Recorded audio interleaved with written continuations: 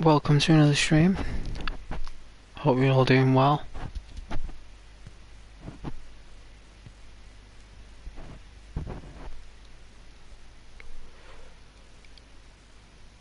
Beautiful Sunday.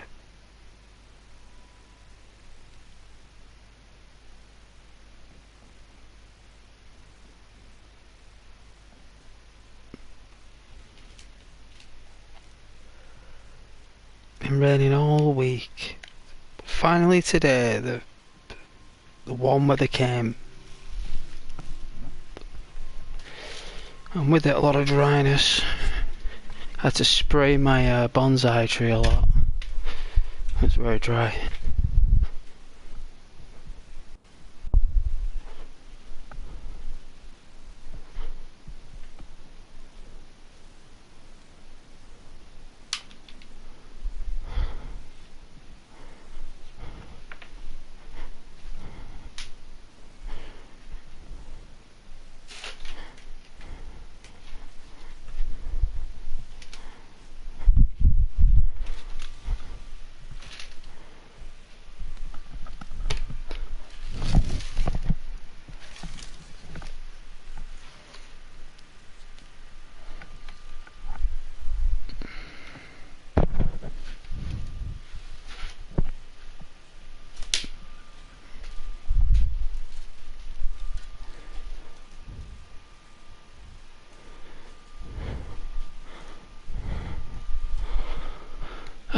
Oh dear.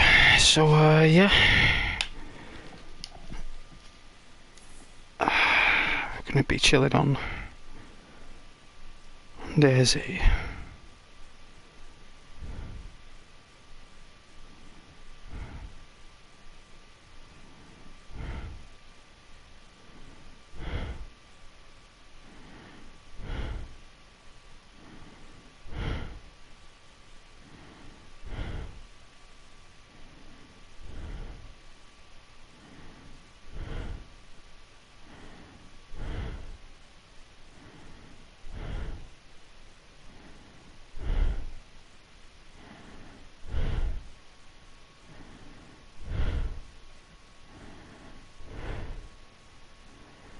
Wow. That's terrible. Long Dart was never that popular though. Not with me anyway. It's a very difficult game.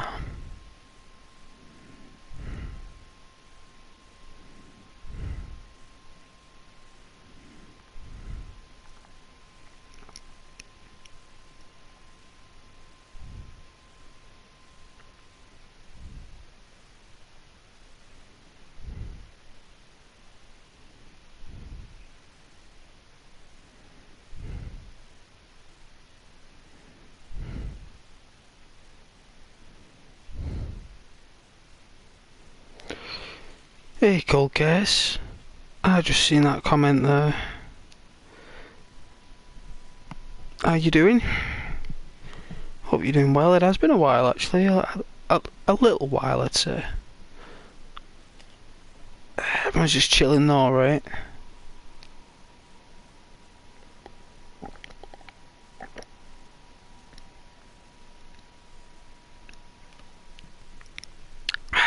Everyone's just chilling, right?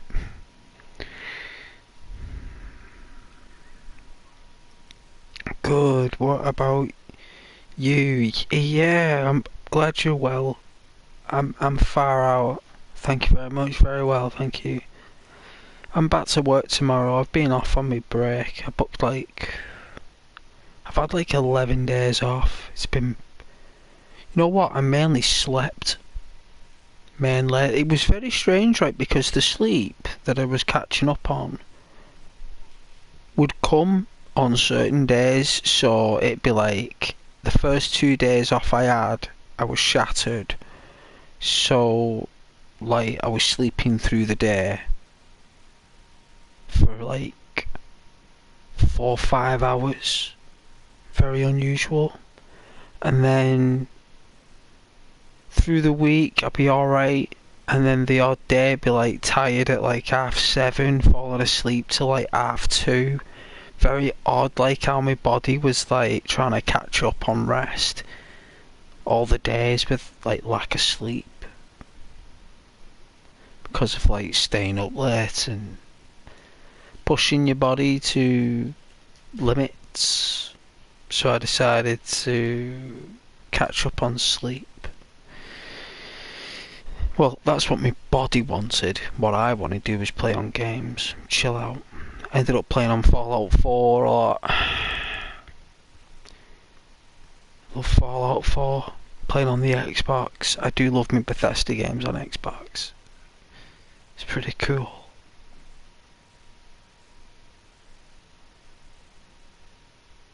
You stay sleeper. Yeah, always sleepy. I understand. I was shattered. And I'm not gonna lie to you, right, cold case. I'm not gonna lie to you. Even these 11 days is not enough for what I've done to myself. Like, I could have easily, like, gone bed at, like, 10 o'clock, up at 6, you know. But no, staying up till, like, midnight, sometimes 1 AM, being silly, thinking you can do it. And you don't feel it in the moment, right, when you're getting up. It's only later on, through the weeks going by, your body starts to go in, hang on a minute. You need sleep. Like, there's something not right here. Like, you need sleep before you start, like, getting a cold or something.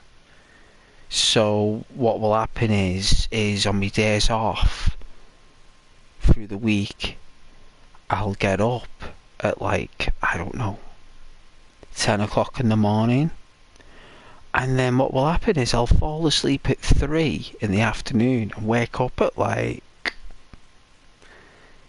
9, and then stay up till like 11 and then go to sleep. It's weird, and sleep until 6. It's very strange, like, what I do to myself. So I'm going to try and stop doing that. Be good, you know, like have a healthy sleep pattern going on. Yeah, it is right. It is. It's my own fault as well. It's not like you can blame someone else for it, cold case. I can't blame nobody else. I can't say, oh, it's the game console's fault, or how good these games are, or how interesting YouTube is. Like, you can't blame those things. It's your body, right? It's your body, your energy. You were given permission to do, you know, to operate it with consciousness. It requires sleep.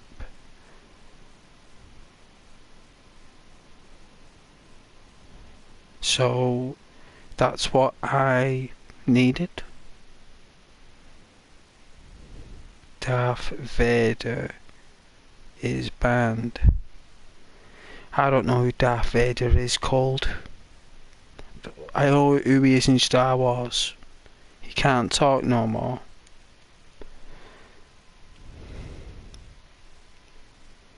No idea.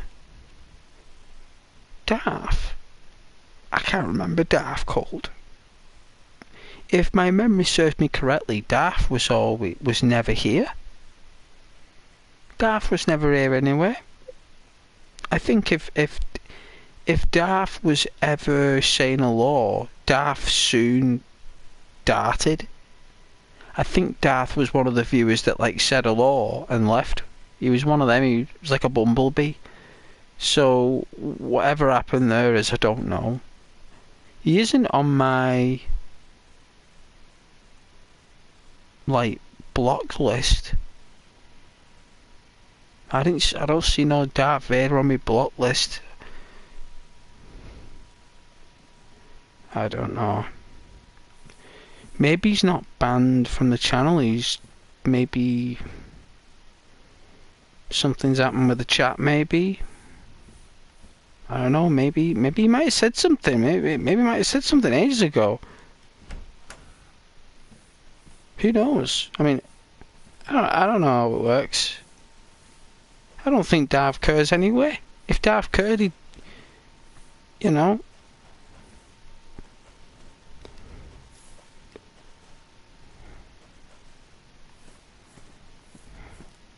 Only Darth Vader I remember is Star Wars. He's in the chat, he can type, but it doesn't go through. Well, why would you even care whether Darth can type and he doesn't get through? What does that even matter to anybody? Who cares whether Darth can't type through? Darth doesn't care. Nobody cares.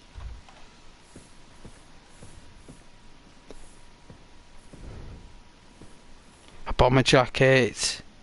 What colour is it? Red.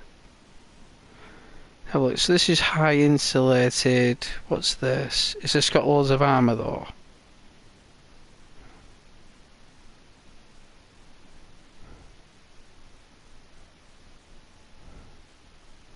I don't know whether to have the bomber jacket or the thing.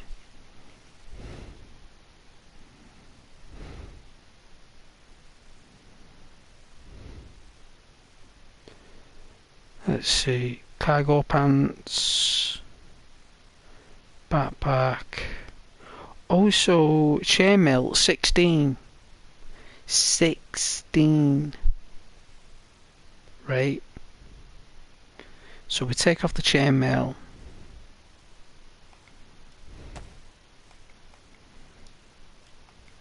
This carries 30, so the chainmail is probably not that good of a choice.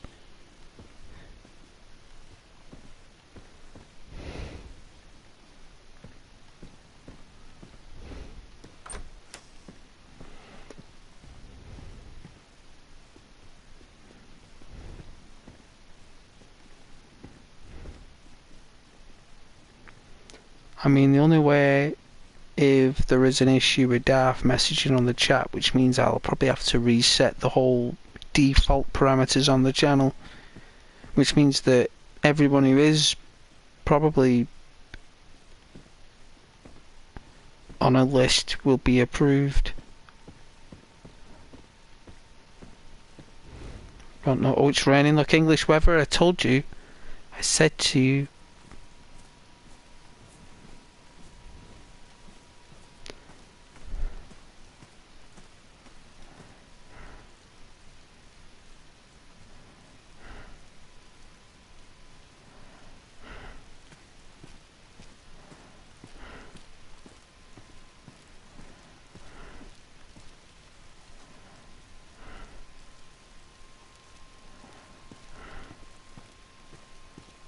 Is that a chicken? No, it's not.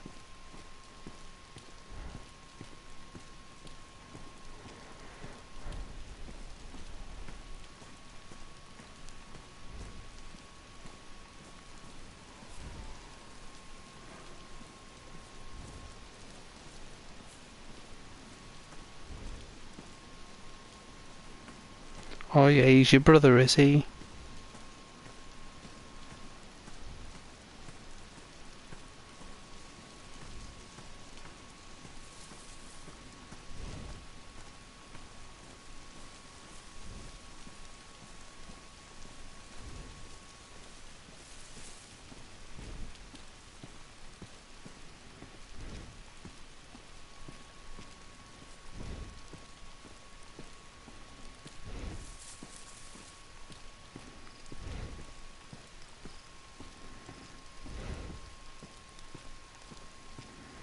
So you're around your friend's house on a Sunday, watching Ghost, playing Daisy on a rainy day.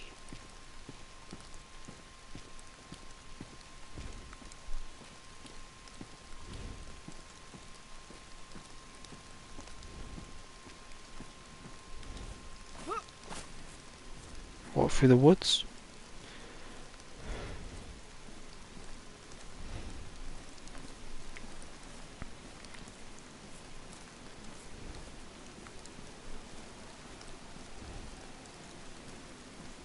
He's got another account, but that's banned too. My goodness. So he's got 2 accounts that are banned. Impossible. What's the name of his 2 accounts? Obviously one's Darth. What's the name of the other one?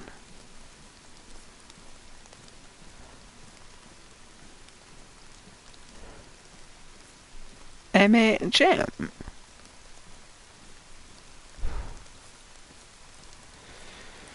I mean, it wouldn't be my moderators.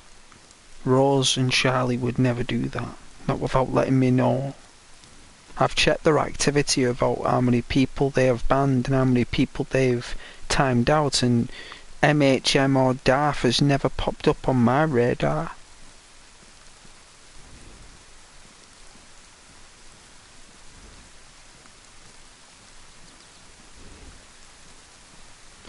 Ashton.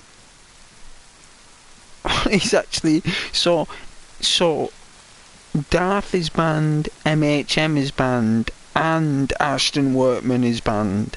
So Ashton is also banned. Wow.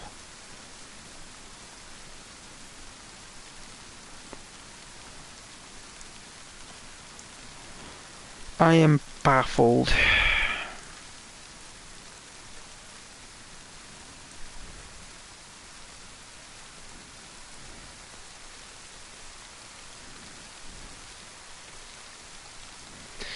Is the bomber jacket waterproof?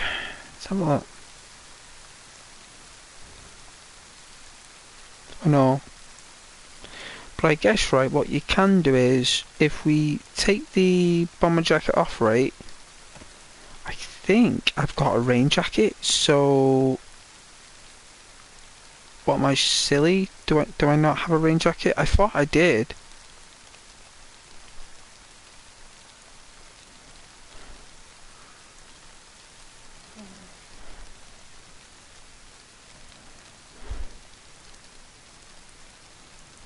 I thought I had a raincoat.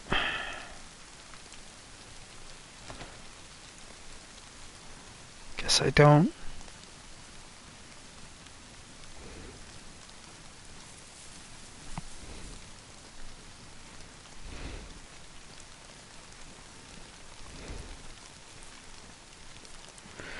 Right. As what's happened is then... That tree's really nice graphics. So his account's been blocked with Darth. He's probably been upset by that. Said something on his other account. He might have said something. Cold case, you don't know.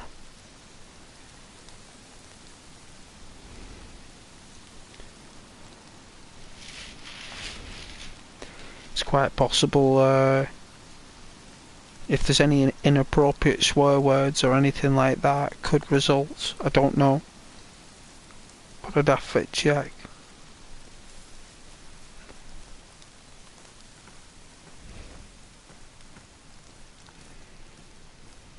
He's not sad, he doesn't care. I don't even know that he's there.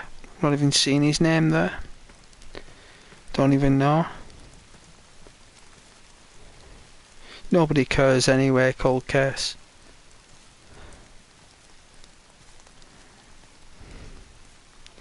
I'm sure Darth can go on all the other hundreds and thousands of other channels that are out there that are better than mine anyway, that are more entertaining, with more people to talk to. I'm sure Darth is already in a community that looks after him.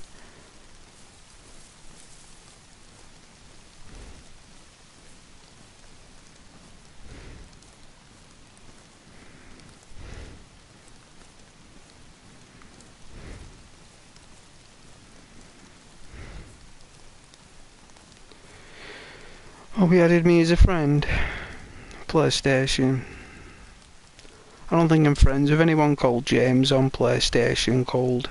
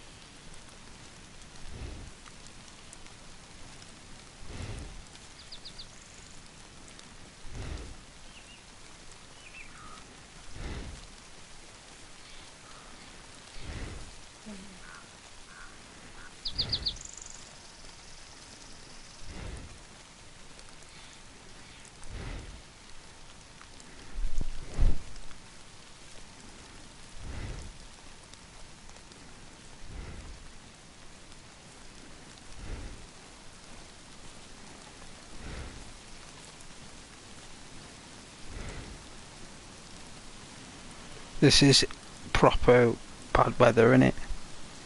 Really, really bad weather. But I really like bad weather in games. I think it's a really nice touch. I like the storms and all that stuff, and lightning and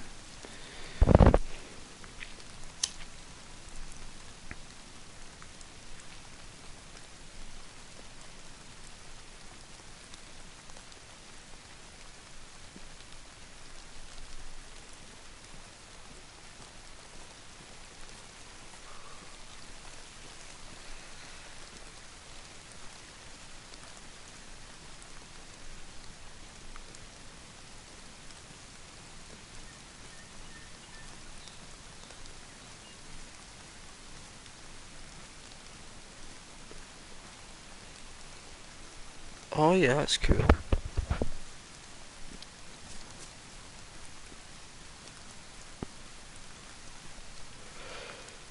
Yeah, I put in a lot of hours.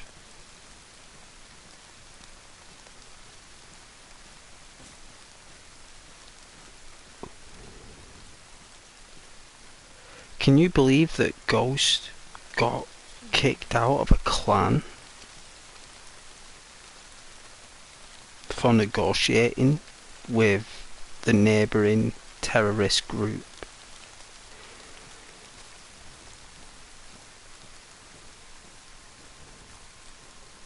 I said to the clan, listen, we're not gonna win. They said, what do you mean? I said, we won't win. The base is tucked away in a pocket in the woods. They can ambush us from above. We've got no defences. They can throw grenades in. I said, it's only a matter of time. I said, the only weapons we've got is negotiation. And I spoke with the clan leader at a meeting. I said, whatever you do, guys, don't shoot anyone and don't say anything. Me and Sean will sort it out. And what did they do? Started shouting stuff. They started shouting insults, started being really disrespectful, completely ruined the plan. Gunfight took place. Everyone got killed, including myself. All respawned at the beach, went back to the base. It'd been completely raided. They all blamed me, told me to leave and not come back. And these were people that had known for like over 18 months online. I was like, wow. I was like, really? I was like, I don't mind. I said, but at the end of the day, I said, there's no way we would have won. They had about 18 guys. Oh, a GPS receiver. I'll take that.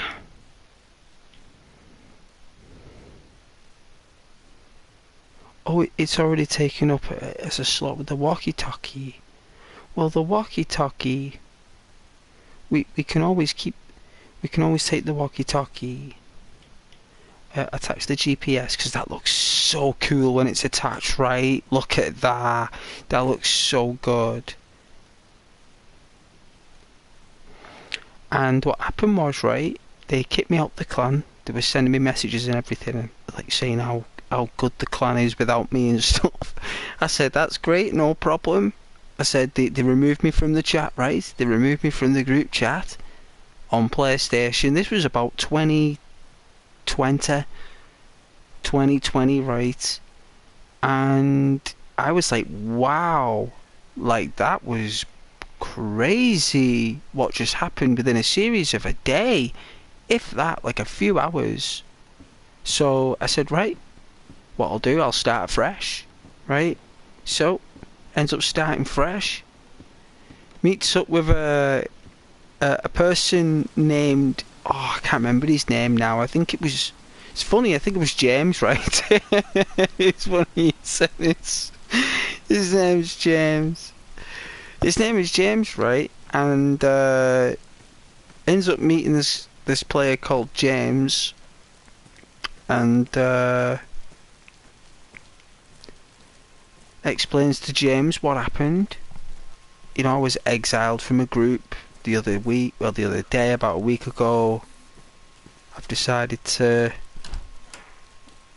you know, try and start again. He said, right, no worries. So we ended up being like a duo for a couple of days. And, oh yeah, it's under review, that comment, for some reason. It's, Darth is the best of his life I've ever seen. You shouldn't have get him inside of that clan.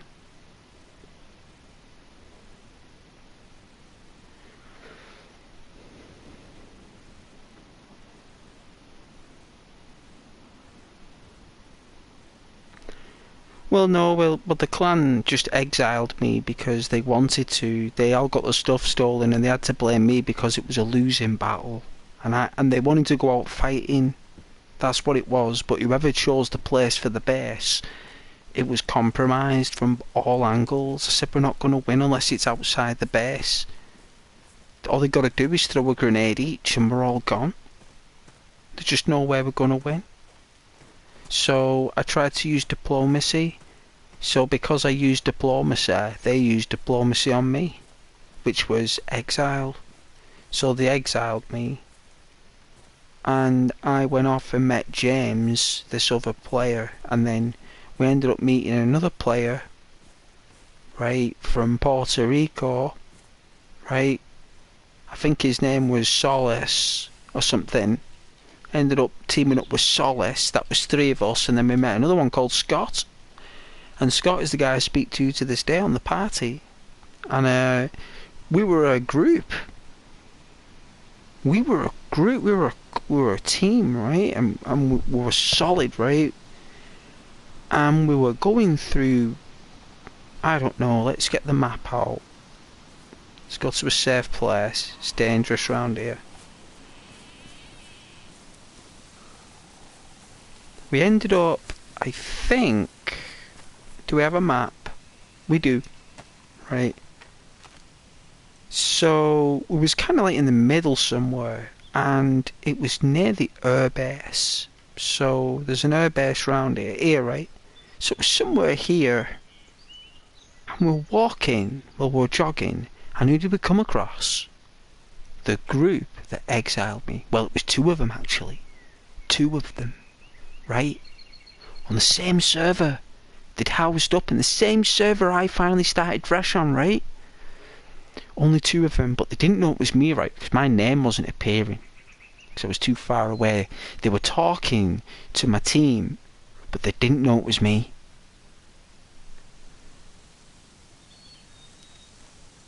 And that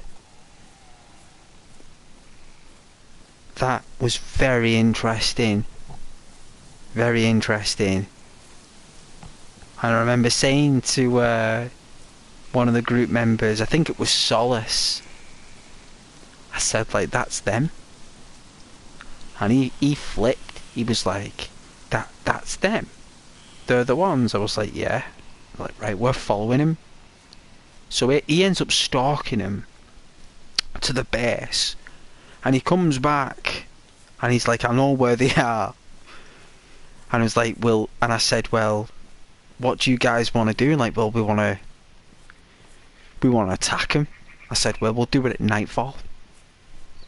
We'll do it just before night. So literally, when it's like 5 minutes before night time, before darkness is completely struck, that's when we'll attack. Because we all had night vision goggles. So it was like, hopefully they won't have them equipped. They won't be expecting it. It'll be too dark to look for them. They'll panic. Oh, it was fun. It was fun. Quantum ended up taking out, like, I think he took out about 5 of them himself. It was a great time, and we held like the one who exiled me in the group, like that was the one that was last left alive, and that's when I declared my presence, and he's like, "Is that you, Ghost?" I was like, "Yeah, yeah, it is." It's like, it's me. It's, it's welcome to Daisy. I said, welcome to Daisy. And we killed. Well, I shot him with a magnum. Actually, shot him with a magnum. Shot him with a magnum right in the side of the skull. Executed him.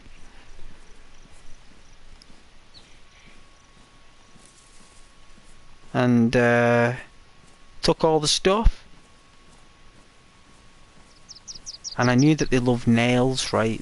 They loved nails. They used to go out on massive missions just for nails.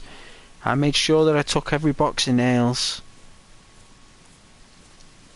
Like, I took things that they really valued that ain't worth much, but they are worth a lot, if you know what I mean.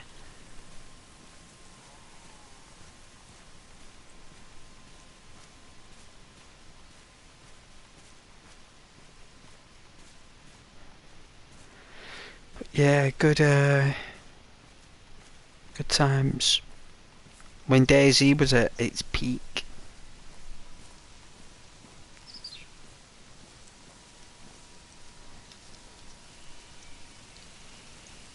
Let's see if anyone's on a frequency.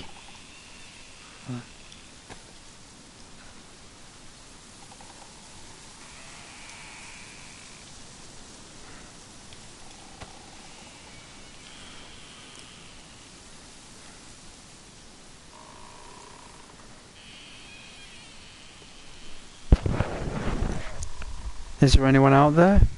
Does anyone read? Over?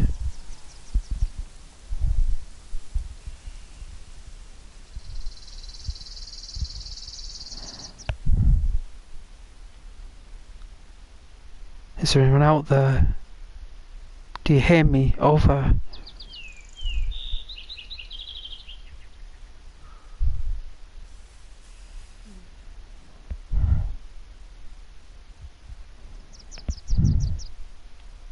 Is there anyone out there?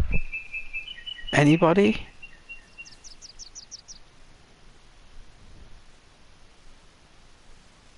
Is there anybody out here in this crazy land? Anybody? Do you read?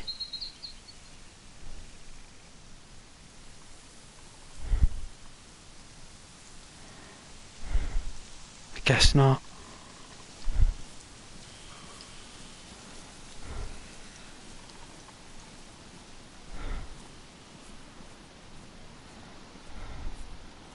They use up a lot of battery, so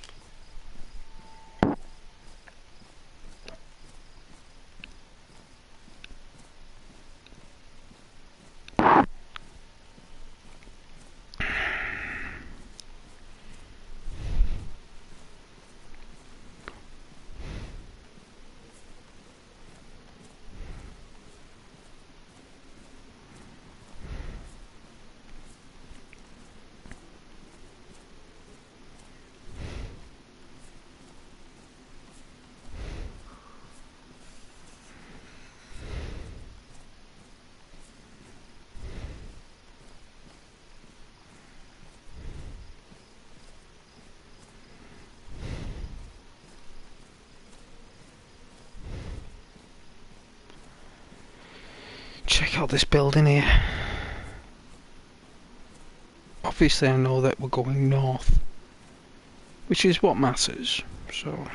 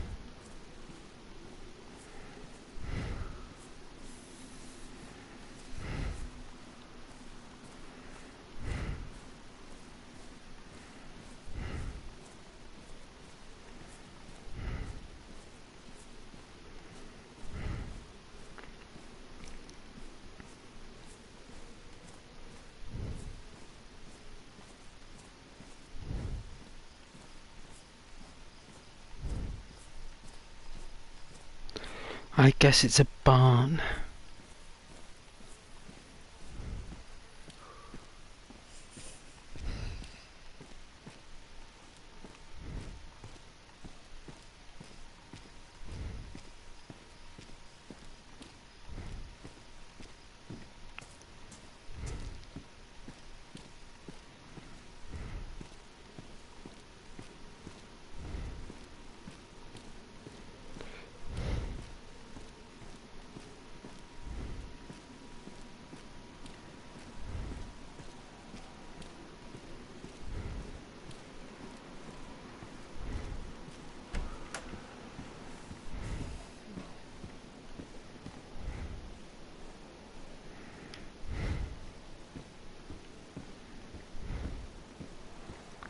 I actually thought I had a raincoat, but that must be in another server maybe.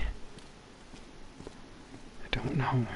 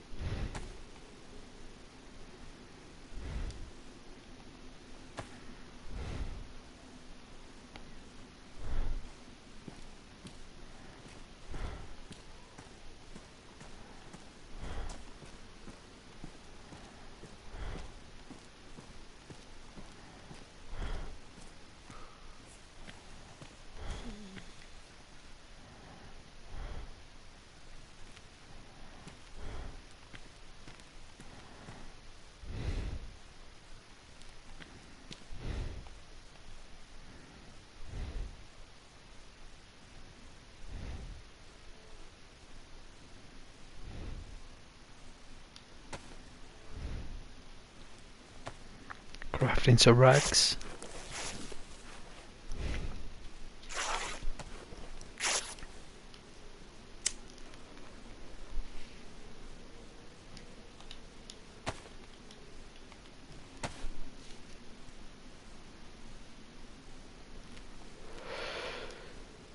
Nice to get rags in mint condition.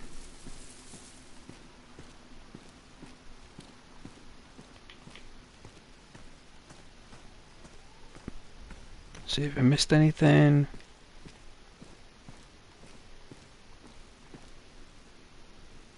Pair of pliers. I don't know what we can do with a pair of pliers, but we don't need them. We definitely don't need pliers. Unless we're going to be pulling people's teeth out. Which we're not going to be doing that.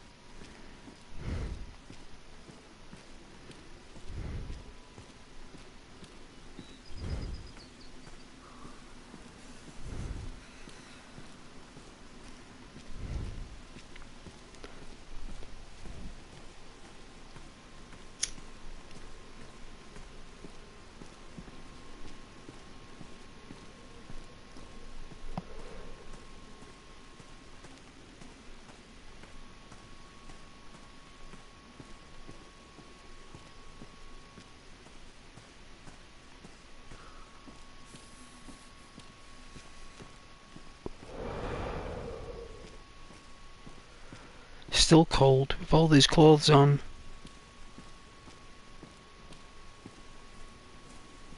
It's cold weather, you see, like very cold. Which I prefer, really.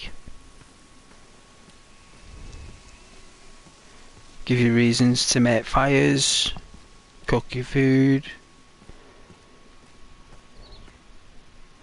keeping your clothes in good condition.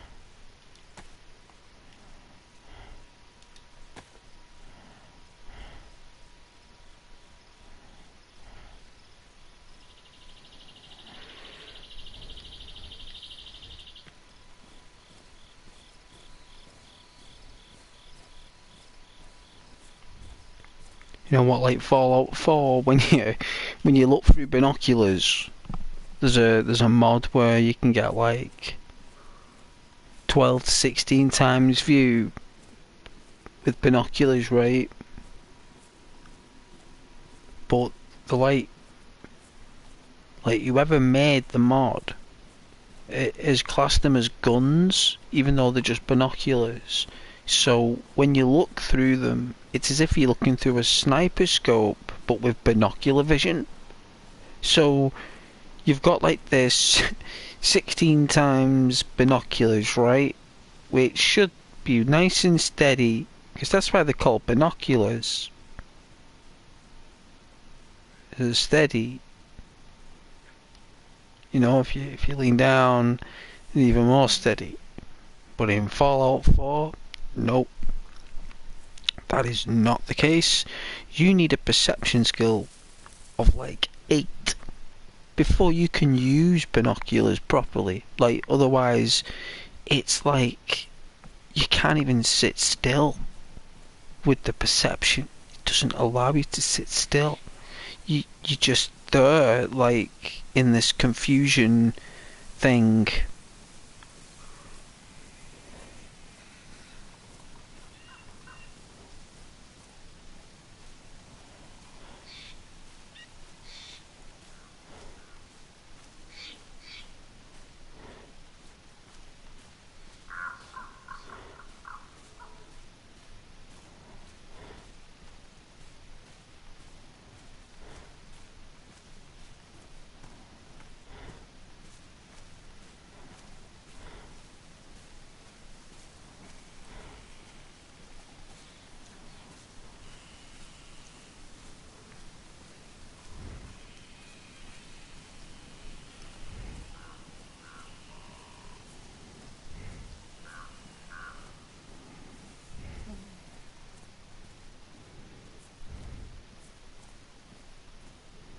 She's very cold.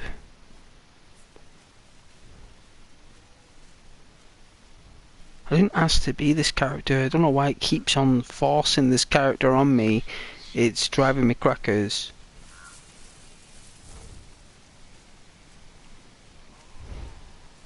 Maybe reinstalling the game again will fix it. I think that's what will fix it. Oh, we're hungry. I didn't know we were hungry. I didn't know that. I don't think I've got any food.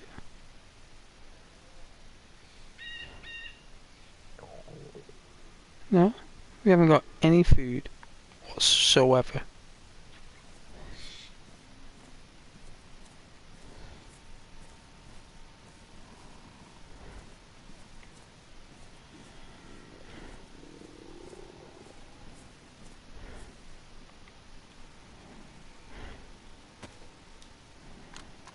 Haven't got any bullets for the what's it called? A blaze. Uses 308s. We haven't got any of them neither. So it looks like our character's starving.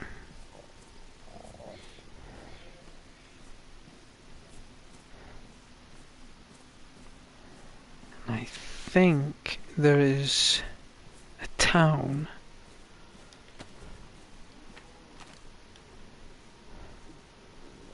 there. So we gotta follow this forest all the way around.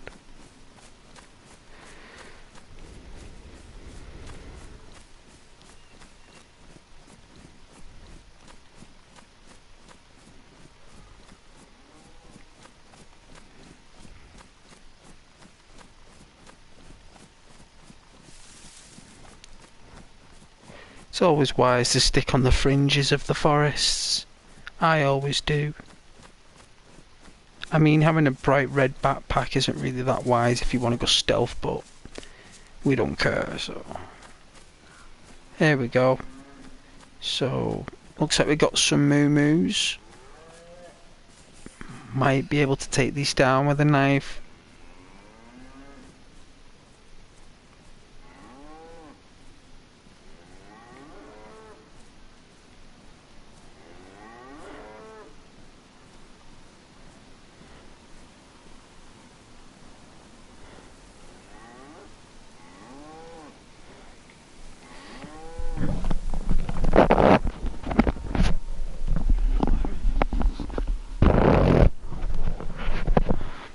My headset was on the other way around.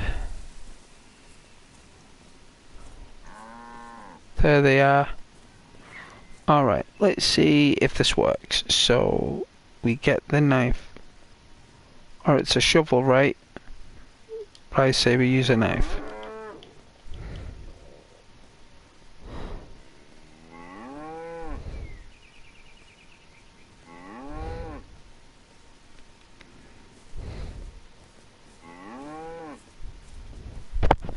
Alright, Taurus. I'm sorry about this. Oh dear. We have to get closer.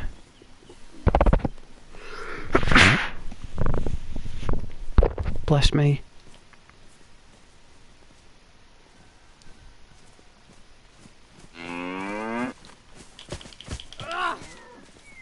Wow. They're difficult to hit.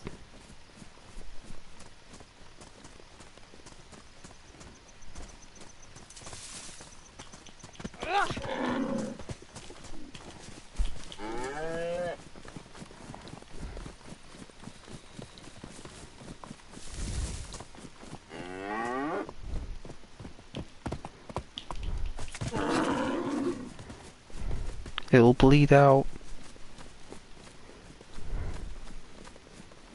I don't want to alert any zombies, you see.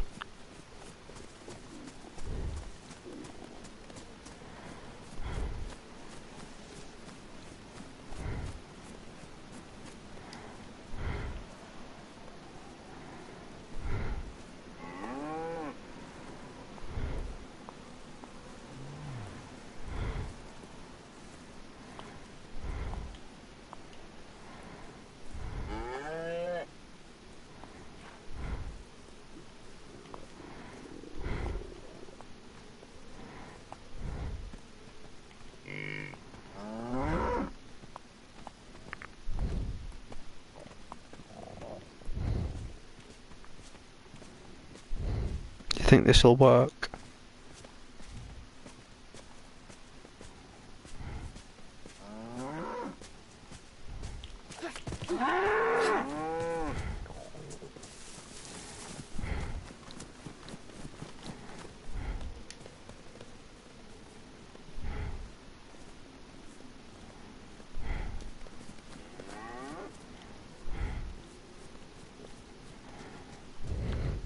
All we want is just some burgers.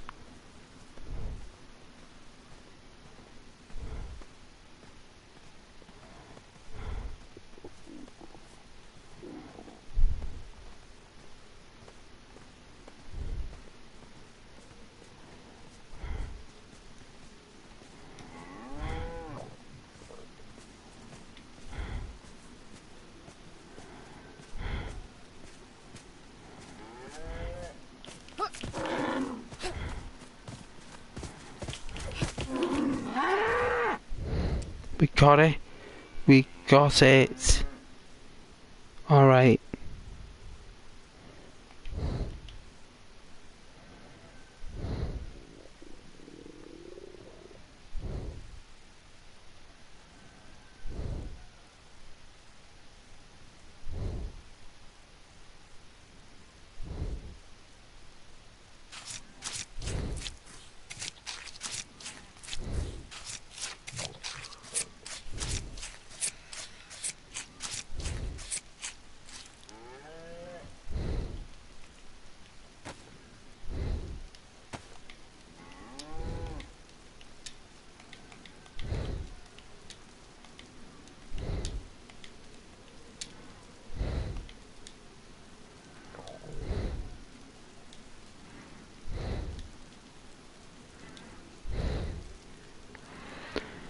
I don't know if we need the fat. We'll take the bones. I don't think we need any guts. I don't know what that was. Was that the pelt? We don't need the pelt, right?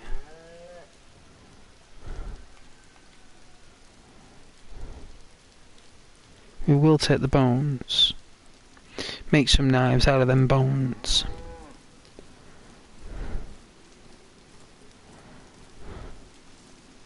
Alright, now that we got some food, we can now look for at least somewhere to cook it.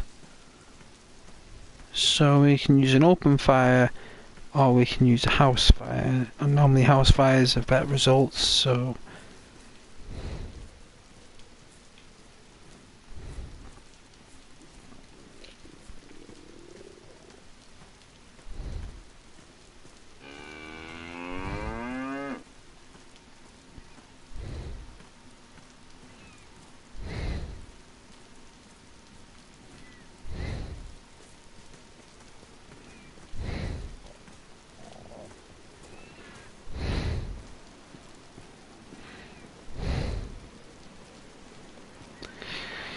One of these houses will have a stove.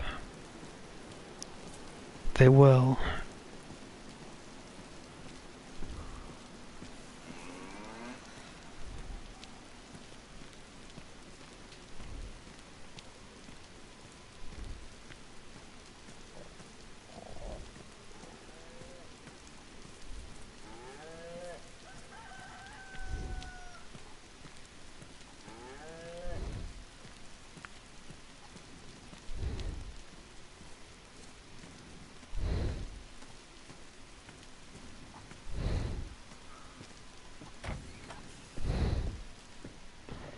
Alright, so they've got like a stove.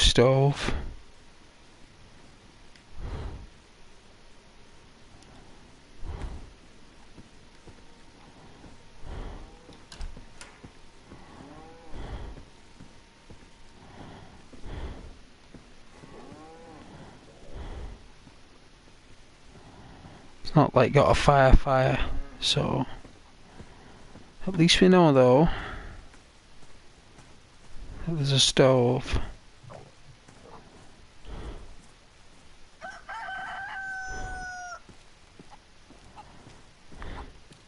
Cock-a-doodle-doo to you too.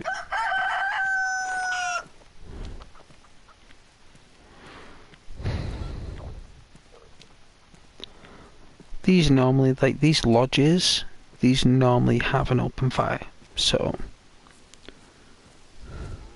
let's check this out. If not, it's okay. Let's check another.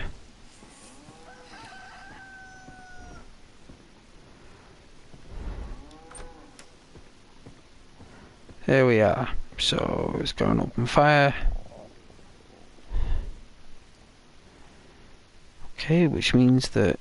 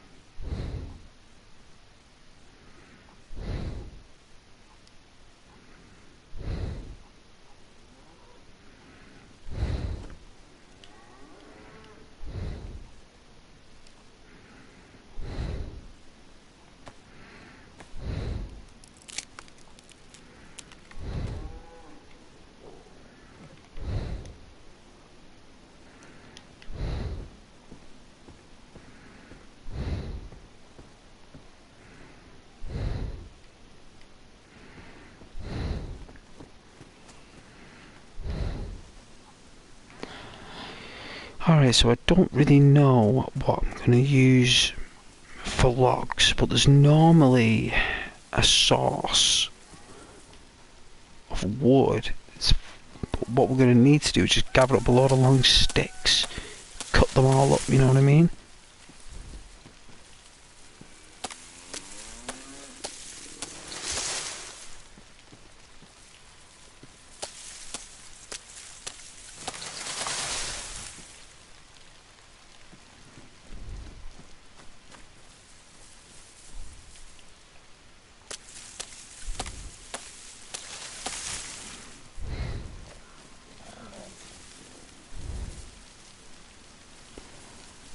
Firewood, here we are.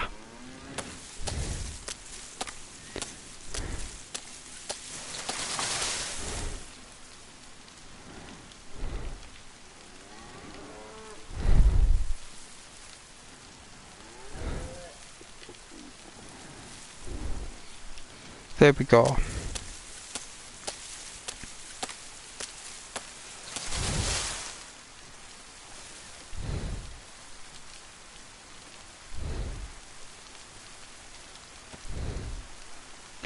I should have some sticks. Do we have any sticks?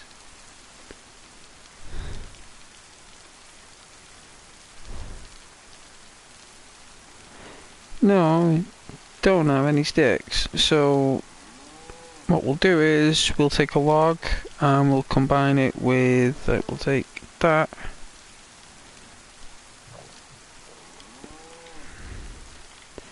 There we go. Craft a fireplace.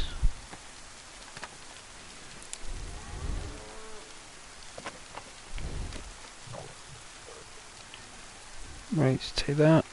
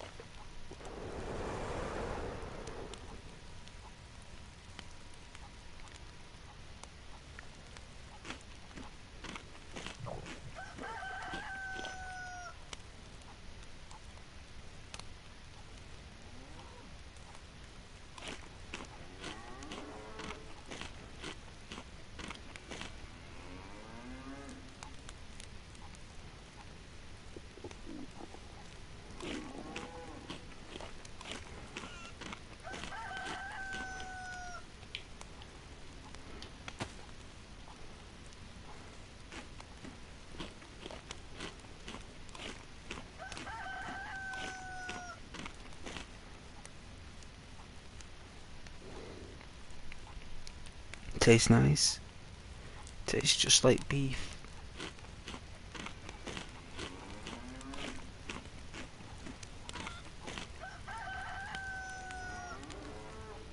It's a beef steak.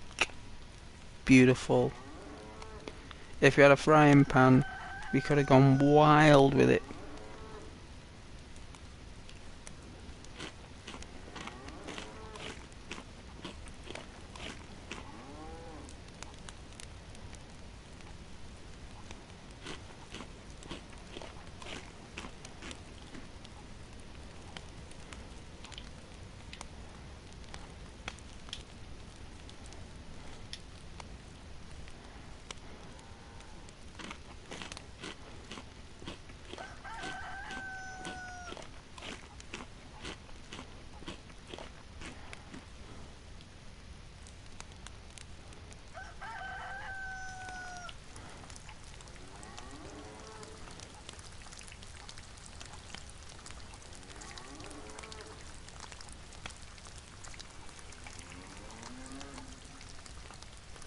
You know what? We got no water either.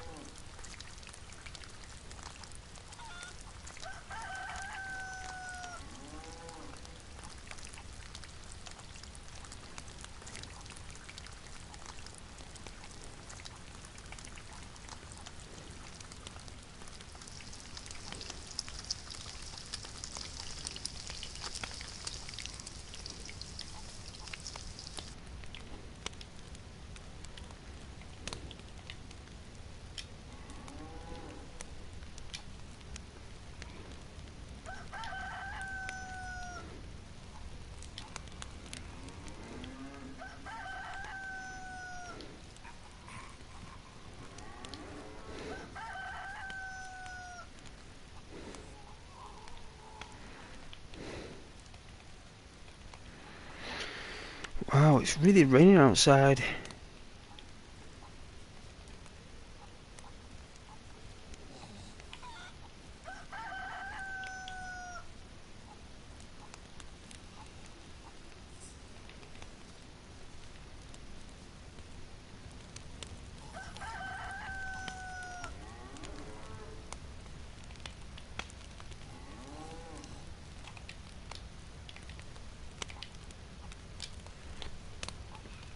Make sure we cook that fat as well, make sure it doesn't go mouldy, because fat goes mouldy if it's not cooked.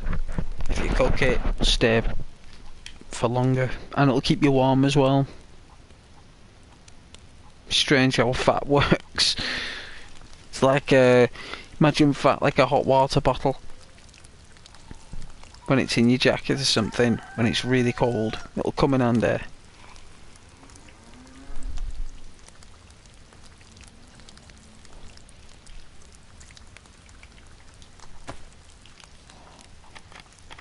Good to have a vitamin pill while you're eating as well. And very warm.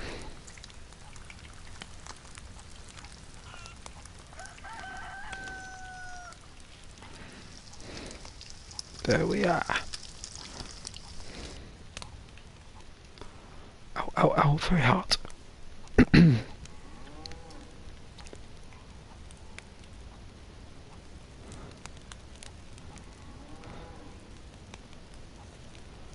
This is wet, so we can wring this by the fire.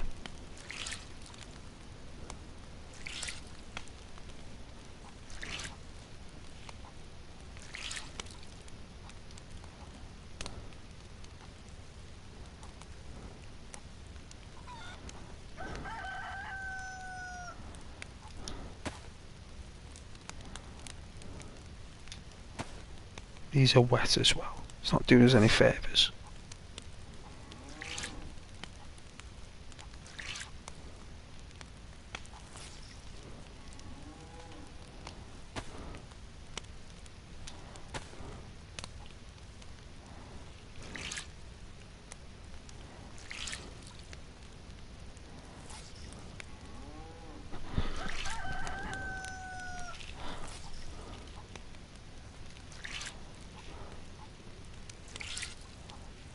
Wow, that was really wet.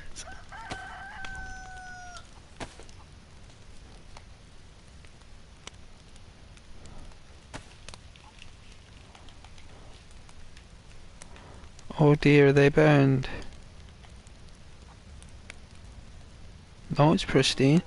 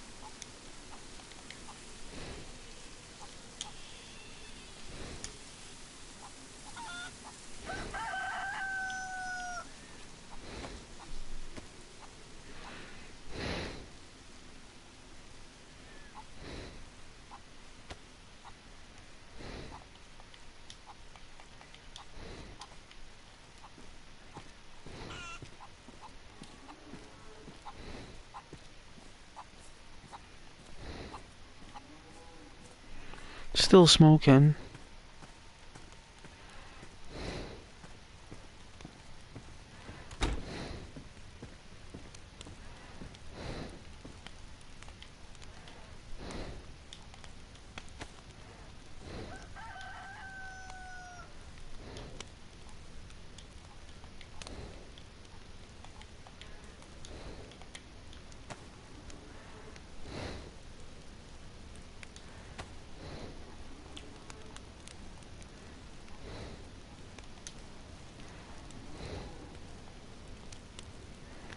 Oh dear.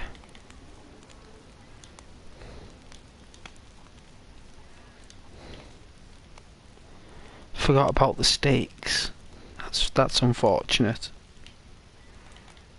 It's always something you forget, right? Is what it is. Get that sparkling a bit more.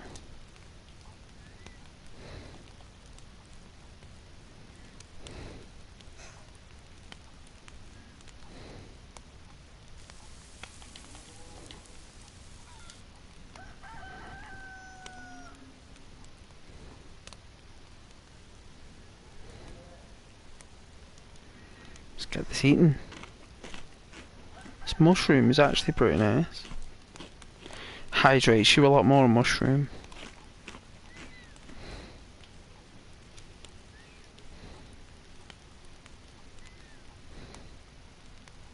Gives you a little hydration boost for a couple of seconds. It might not be much, but it's something. It's something.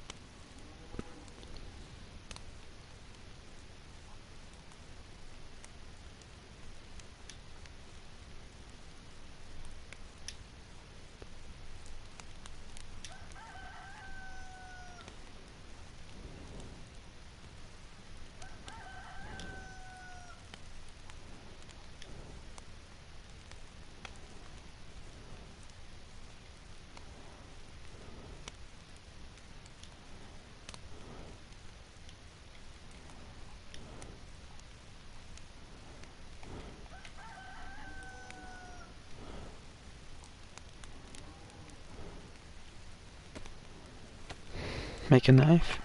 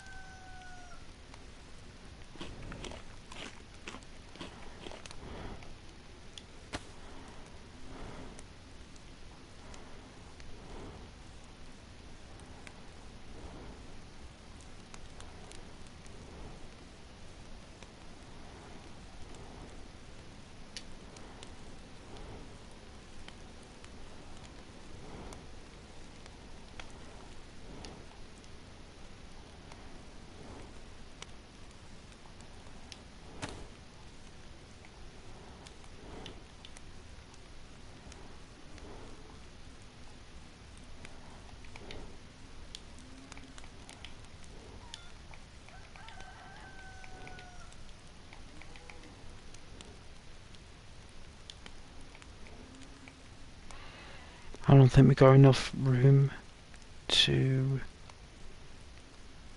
carry.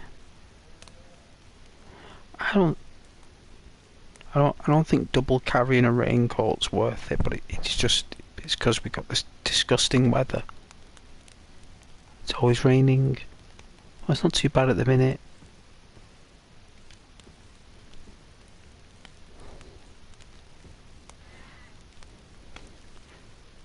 Hey Mitch, finally decided to unblock me.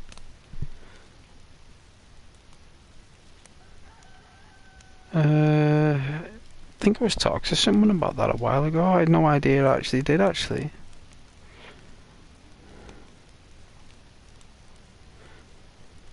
Oh yeah, that comment's come up as like what is it? Offensive. No idea. I actually removed all of it actually because A few people said it, and when I looked on the bank or the vault, whatever it's in, their names weren't in it. But yet the names weren't showing up, so I just decided to just remove everything. Undo, it's called. So I can undo, it's like you undo everything.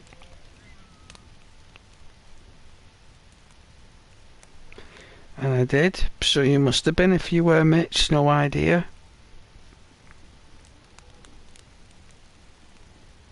None of my moderators would have done it.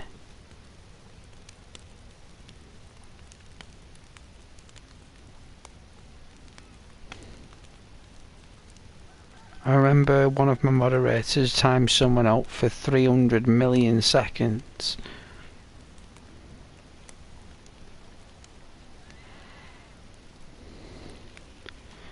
But the fact is that you're here now, Mitch, and that you're watching, and that you're there, right?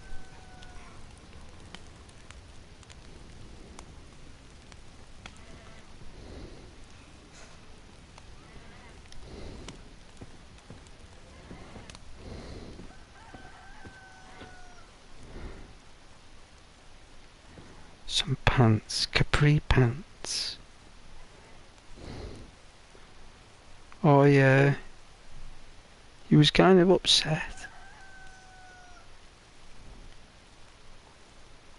You got reported by someone. Who reported you?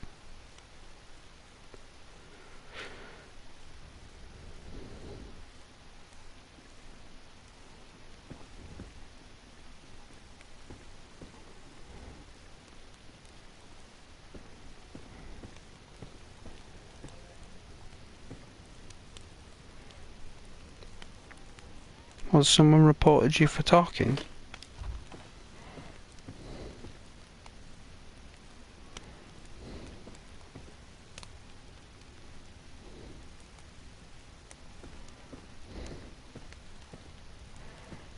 Someone in my chat once there. I don't know what that means, Mitch.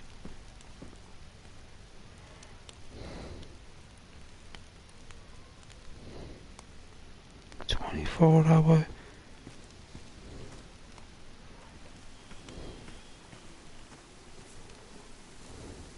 Wow.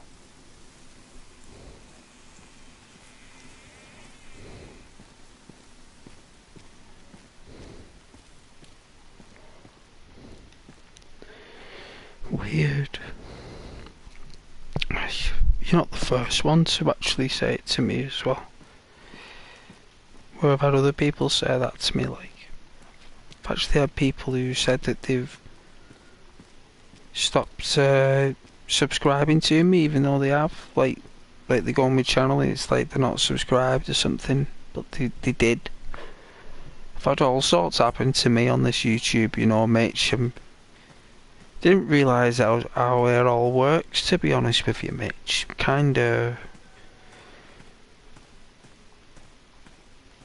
new to the whole ecosystem of it all. It all gets a bit much sometimes, to be honest with you, Mitch. It all gets a bit much. But I persevere, you know. I think I've been in here.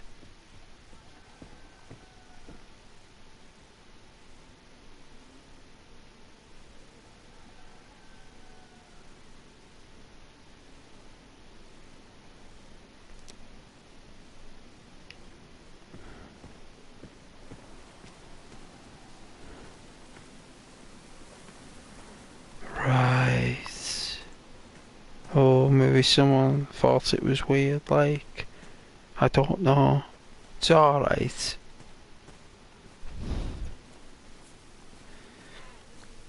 Maybe it could have come up on my screen, Mitch, and with me being so tired. You know, I was up so late as well, Mitch, some nights there. I was up till like 1, 2 o'clock in the morning, some nights streaming. Maybe something did come up on my screen and I've clicked something. Who knows, Mitch? I've removed everything now. It's just the douchebags I've kept banned. There was a few people I've labelled on me sticky notes to reban if I unblock everyone, remove everything. There is a list of gamer tags that are absolute foul that I've kept banned. It's alright, Mitch. You can do whatever you want, Mitch. You know, I remembered as well, I was going to play that firefighter simulator.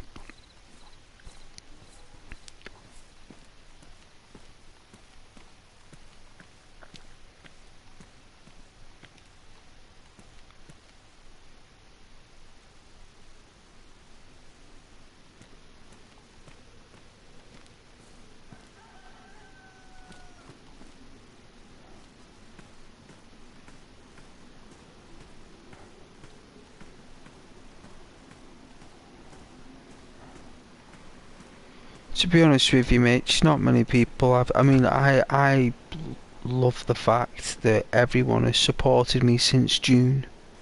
When I started streaming, well, it was July properly, when I was really dedicated in July last year. And I really appreciate everyone's help. Like, I think I had like 260 subscribers in June. And Norway cooking pot. I'll take that. And I was thinking, Mitch, man, I don't know whether it's worth it, Mitch. Like, like,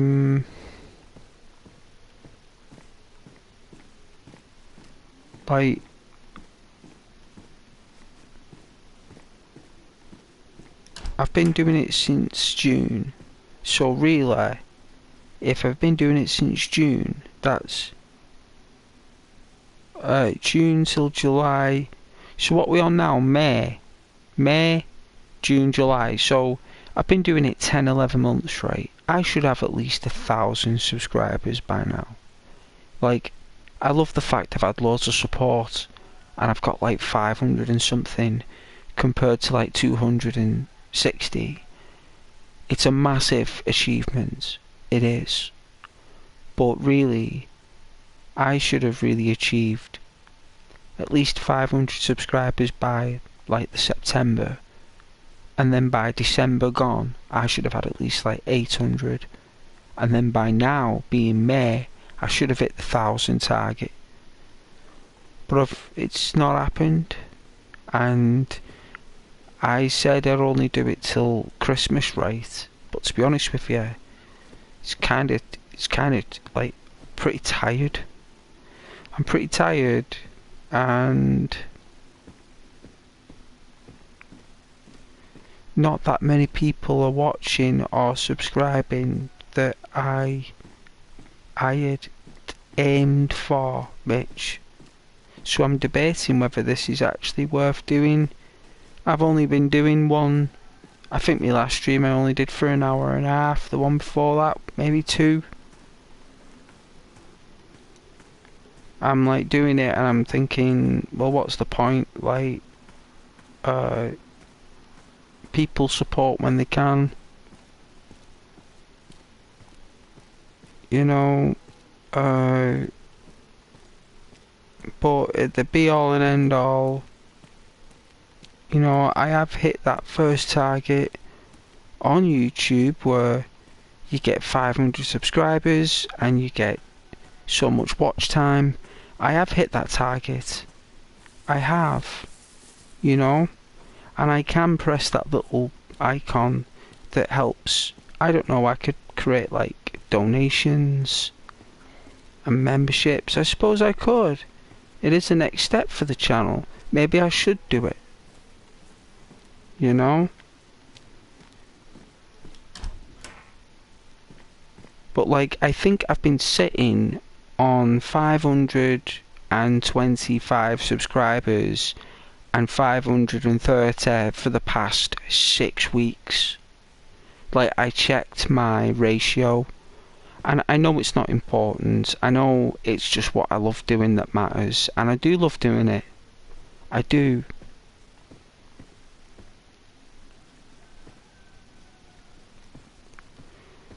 But it's there's just not that many people that do watch enough for me to continue doing it, really.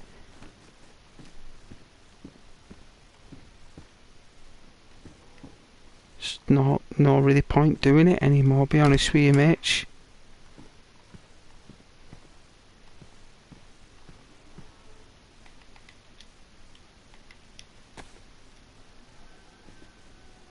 You know, I'll maybe get like maybe 2, 3, 4 people watching maximum. I might peak at a level I didn't anticipate.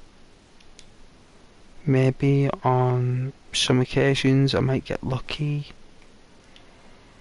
and stuff.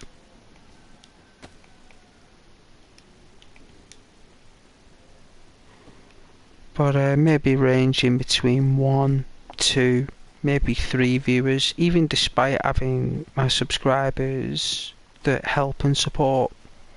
The viewing ratio isn't reflecting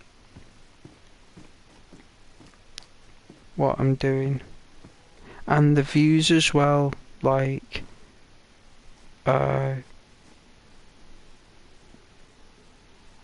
when I do the views on YouTube, like I'll do it used to be whatever I got is whatever I got, right? And then all of a sudden, I think it was round about February, right? Or maybe March.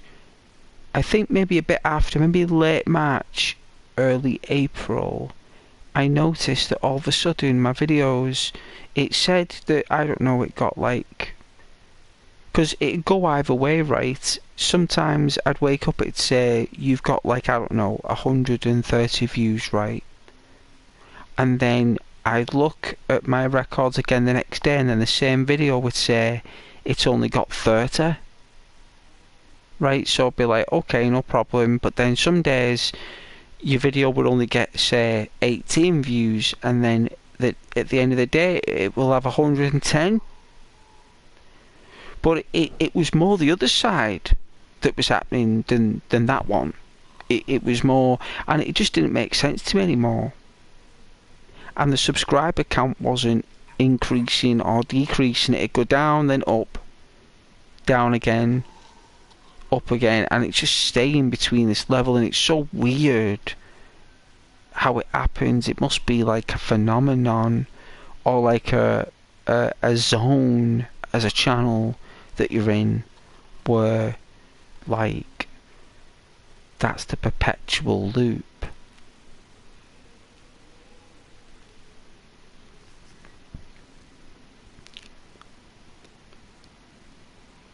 Try real life streaming. No, I won't be doing that. It'll always be games. Do something other than ASMR gameplay. Oh, that's what I love doing though. It's not the gameplay that's doing it, Mitch. Interesting comments though, Mitch, but that's not the reason why I'm saying I'm not doing what I'm doing.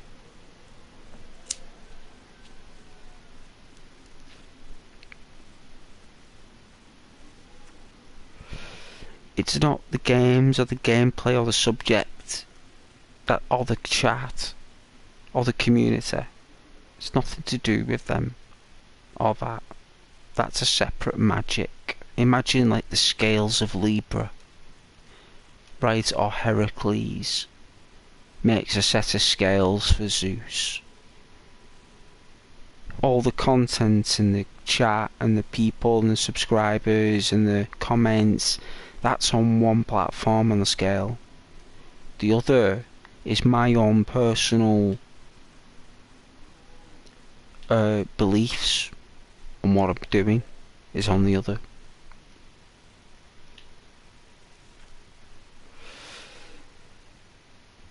And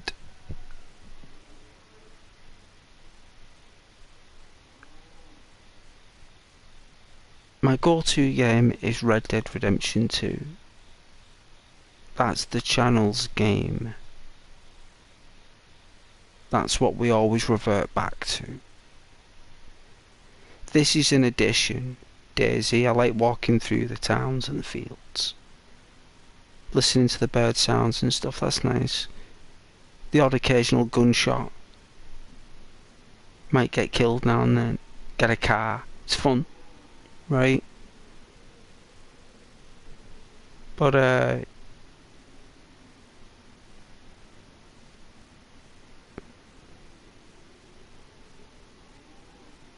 the new map?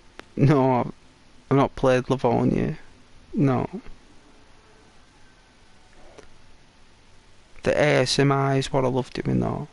Try real life? No, no thank you. You're better than that kind of stuff. I'm okay. Gotta keep your head up, Ghost. Oh, it is. I'm just tired. Doesn't the effort that I put in, I feel like the amount of courage and belief system in it all. I just believe it was more difficult than what I thought, and it's more it's more consuming than what I expected, because I'm an interactive YouTuber. I'm not just a shorts tuber who just releases shorts or just does silent gameplay and just plays. Those audiences are taken. I mean, a lot of channels are doing what I do, even better than I do actually. There's a lot of channels out there that don't get enough recognition that are better than my channel. Actually do better audio as well. But those guys don't interact with the chat, you see. It's all about the stream and the show, you know, where I interact.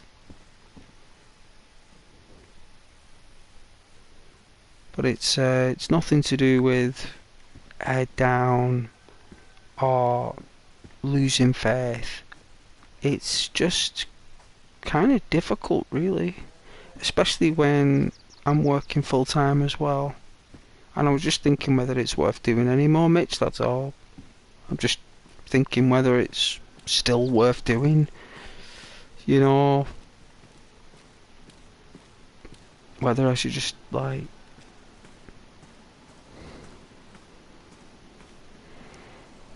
I don't know, do more artwork, I suppose. Do more drawing and painting and colouring.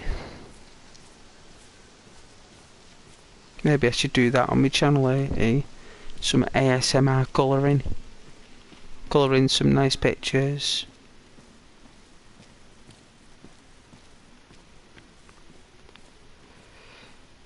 But that's another story.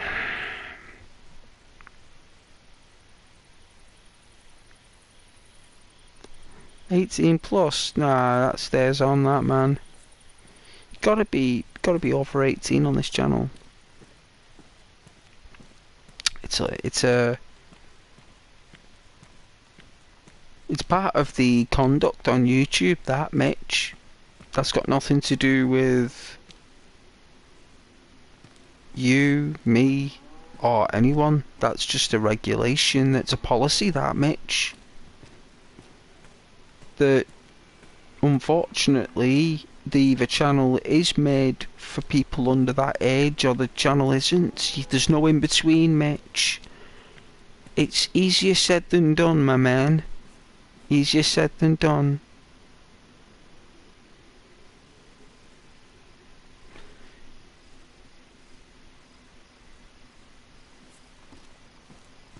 Well, that's just how it is.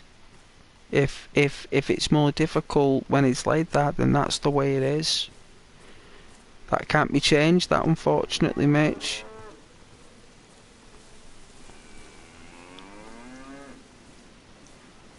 That's to protect not only other viewers, but also other content creators, YouTube, other parties involved, and the YouTuber myself. That's the reason that's there. It's not because of a deliberate action to attract a particular audience. That's just a regulation. That's like on films and games. Red Dead Redemption 2 is a 18 plus game. You have to be 18 to play it. Content on there is rather dark.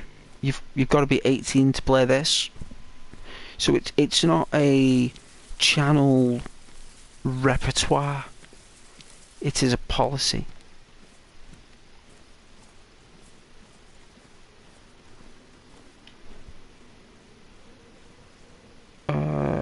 It's what makes you happy at the end of the day. Yeah, it is. You're right. Just do it for fun and hang out. Yes, boss. Oh yeah, that's good. Good. Glad that you chat to people. It's good news. Oh, I'll have set up here. Maybe make one more cigarette and then go to sleep. Got work tomorrow, so... Well, I wouldn't say it's silly. It's to protect everyone, that Mitch. It's not... It's a grey area because some people who...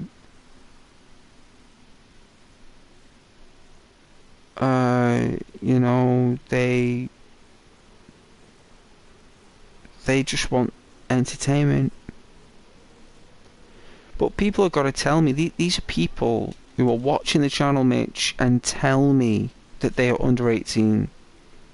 And if the policy on the channel states that they're under 18 and that content is for 18 plus, that means that I have to act on that, on my moderators. I do it. So if they're under 18 and they say it and they declare it, then they're going to have to be removed from the chat. It's not because they're a bad person. It's not because they've said anything nasty.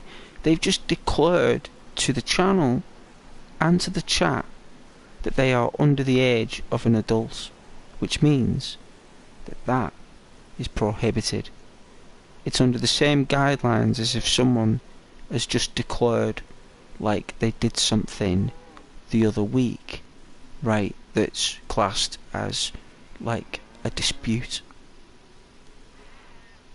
It's the same level.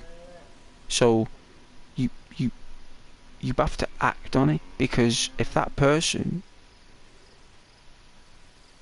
then watches the channel and sees Arthur Morgan performing an act, or Trevor, or Michael DeSanta, that influence that individual who's never seen a game like that before, and they see it, right? But I have done my best that they cannot socially interact to gain more knowledge about the game that's over the age of 18. It can influence that individual, the decisions, the motives, key aspects, anything, bad language. This person might be going under some kind of training program where they swear too much and they're not allowed to be around things where there's loads of swearing. The game might have loads of swearing and it might trigger a swearing habit. Who knows? At the end of the day, we live in a very tight-laced chat environment that you've got to be sharp, Mitch. You've got to be sharp, man. You can't be gullible, Mitch. Like when people start declaring they're not an adult on the chat, it's not wise for YouTube, for me, for you, for anyone who is just here as an adult who wants to enjoy ASMR. You want to have a chat with the YouTuber and have a laugh. Last thing you want is someone who's not fitted within the regulation. So it's like a height regulation on a roller coaster. They're not allowed on because it's too short, because it's a danger. It's a danger to not only other passengers, but to the ride itself. So everyone, to the park, to the person, the family of the person. There's many different aspects, and it's just a size indicator. It's got nothing to do with the person or DNA. It's a regulation, and that's what I've got. And why people declare that they are of that age, you know, a lot of the times they say weird things that involves that age group. So they could say that they've been studying at a certain premises, which alludes to, you know, the age group. You know, they don't actively say how old they are, but they go within the boundaries of that area where they want to trigger your actions. You know, it's just people trying to create problems, Mitch, and we haven't got time for that. I can't be bothered with that. No one can, Mitch. No one can be bothered with it. You can't be bothered with it. Even you will be tired of it. It might be entertaining at first. You might have a laugh. I don't know. But eventually it will bore you and it will bother you. And you're just like, Ghost, why are they still here? They are annoying me. And you will thank me later on down the line. You'll be like, oh yeah, Ghost, I see why you did that, Ghost. That makes sense now.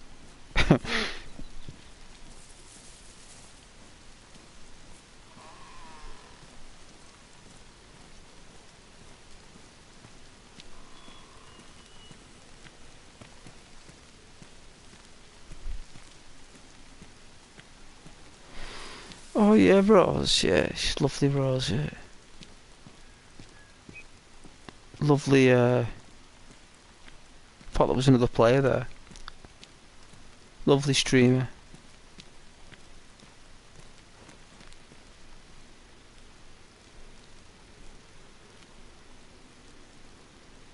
Swear I saw somebody running across the hill. I don't know. I did see somebody.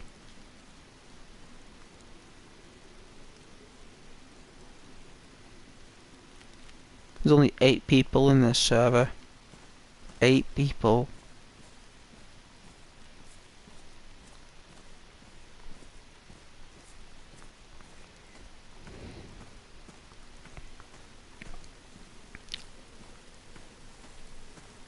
Looks like I left the raincoat behind.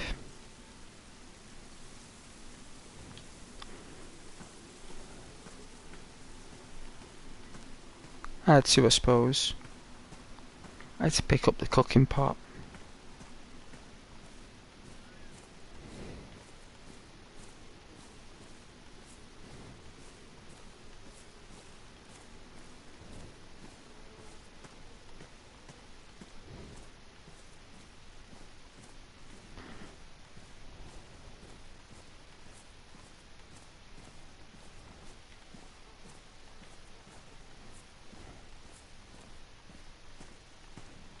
But I love my channel.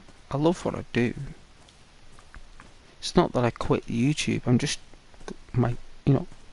considering stopping streaming. I don't mind making videos. I'll always be making videos. I've been making videos for nearly 10 years now. Over 10 years on YouTube. I'll always be making videos. It's just streams, Mitch. Streams. That's what I'm tired of. not the community, not you guys, not the games. It's just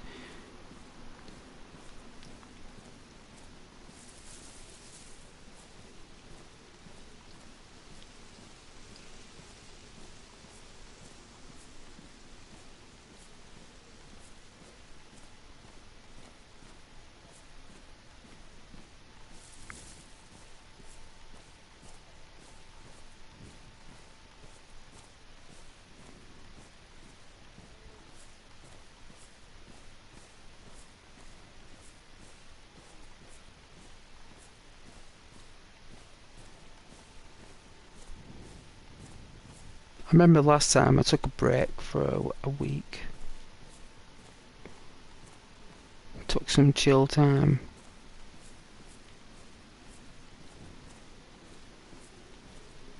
I do remember that.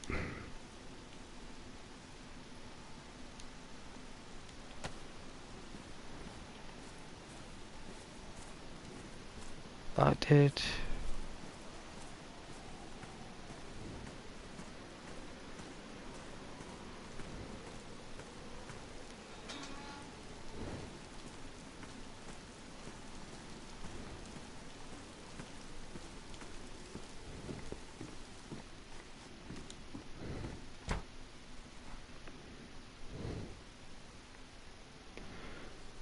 Oh yeah, you stopped making videos altogether. No lives, no videos, nothing now for 4 years. Well, you can always come back. You can always reactivate your videos again. No harm in doing that. What's this? A Glock clip. Fair enough. Don't mind finding a Glock. If there's one here, I won't say no. Normally a vest in here. There used to be. Oh, binoculars. I thought there'd be shoes in there. We need some shoes. Or a sewing kit so we can fix these shoes.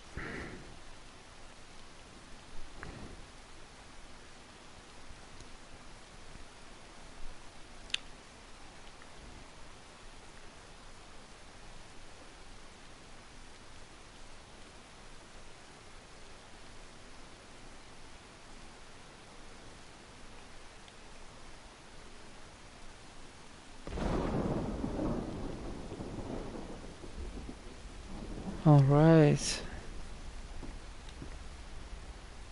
Guess we can always wait for the rain to pass, right? Give you guys some ASMR. It's like we're looking through prison bars. Hey, Kaden.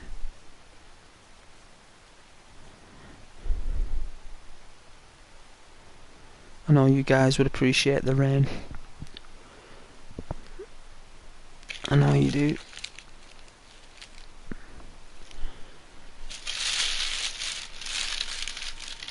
Yeah. Remember this chocolate cookie. I was in where did I get them from?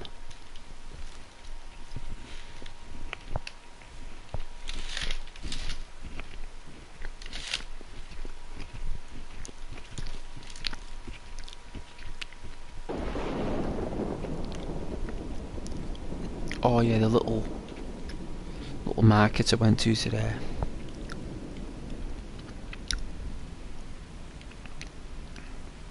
Oh yeah, once a month.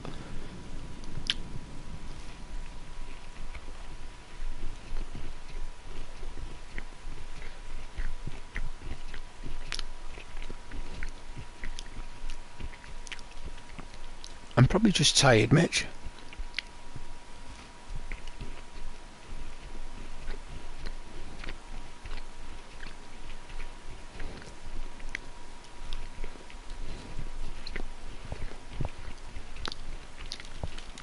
It was a long cold winter, man.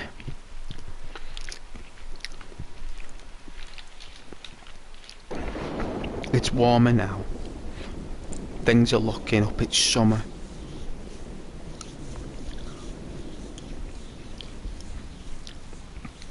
can always give up our job, right, and do streaming full time, eh, Mitch? Kaboom! 24 hours a day. Ghost. Up all day and all night, just gaming all day. Big class. How long will it last with me savings? Maybe 10 months at the most. I'm sure we'll be able to make it.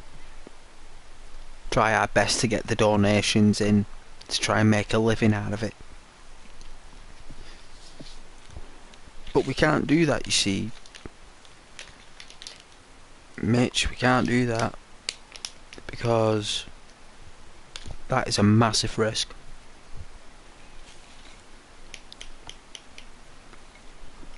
Massive undertaking.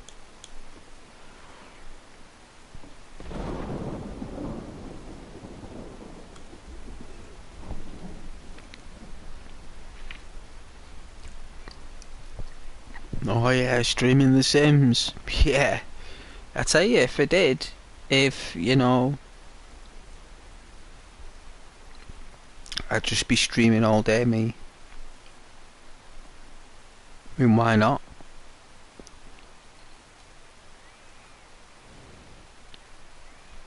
I improved my broadband speed as well. Upload speed as well has been improved. So hopefully my streams will be better quality now as well. You should be able to stream in 1080p with better clarity. That'll be more reliable. Hopefully anyway. Cost me an extra £7, no. £7 extra a month.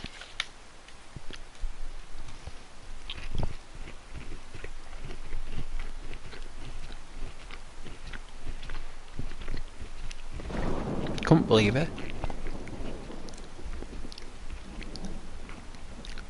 But I did get an increase in speed and in upload speed, so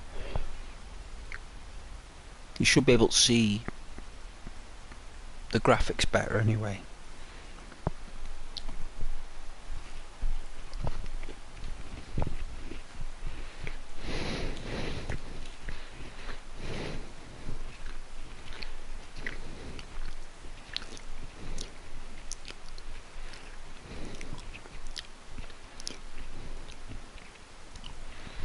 Oh, God bless her. No, that's not what I mean. It's my own personal aims, Mitch. It's got nothing to do with other YouTubers or what they've done or what they've achieved. Or it's me. I'm not saying it's got anything to do with YouTube or the content that I do, the chat. Everyone's beautiful and amazing. It's an amazing world because the community I've built, whether how small or fragile or beautiful it is, it's something, right? And that's not the reason why I want to stop doing it or thinking about it. It's basically, I said back in June when I was doing it, I'm considering giving it either a year or till Christmas. And the target was 1,000 subscribers at the minimum by Christmas. That was the target. And I feel we're like on May now, so it'll be June, July, August, September, October, November. It's like 6-7 months until Christmas. So my secondary aim was have 1,000 by Christmas, but that's not going to be possible because I only got 300 subscribers since June. Well, since July really. Since July when I proper started doing it. So that's like 10 months. So that's an average 30 subscribers. That's one subscriber a day on average I've had this year. So this year that's gone by, in the past 10 months that you guys have supported me, because I think you've been supporting the channel for about 7 months, Mitch. 6.5 to 7.5 months. How time flies.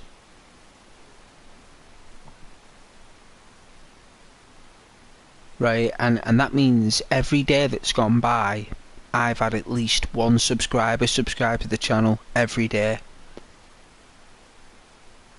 When what we need is, instead of just one even though that is amazing, right?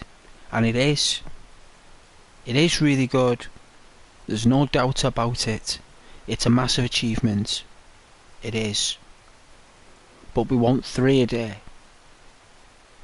I wanted 3. It's my own personal aims and goals, Mitch, that haven't been met that's make me consider it. Not the content, not the headset, not talking to you guys. That's what I'm built to do. It's my own journey.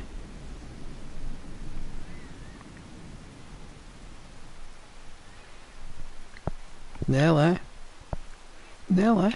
Yeah. Near enough. That's what a community is, though.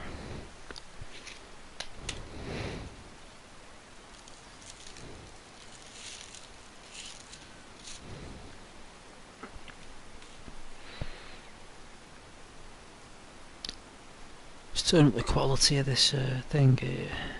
Let's see.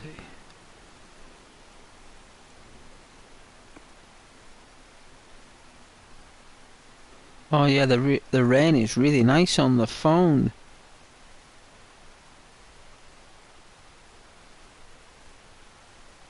It's a nice server, this, as well, you know.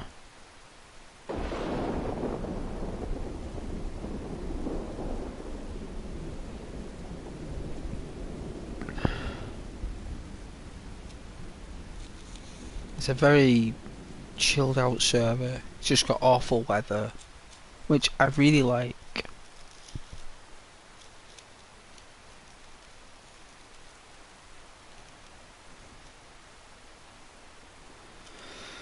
Well, if you like watching Dayz without any gunfights and without any debauchery or without any shouting, swearing, then this is the stream for you, I suppose. If you like watching rain and fire and logs spitting, then yeah.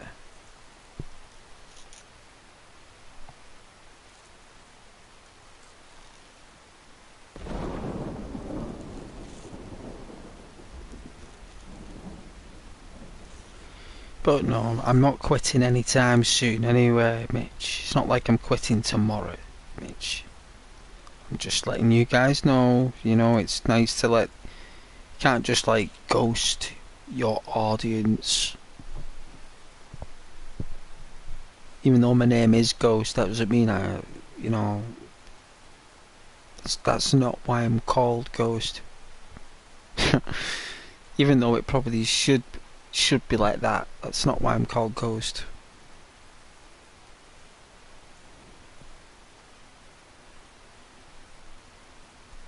But it's nice to let your community know that, you know, I'm thinking that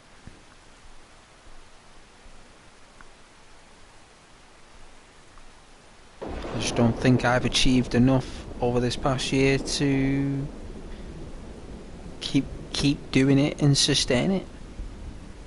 I mean, I must have done nearly a year worth of, like, it's over 300 videos.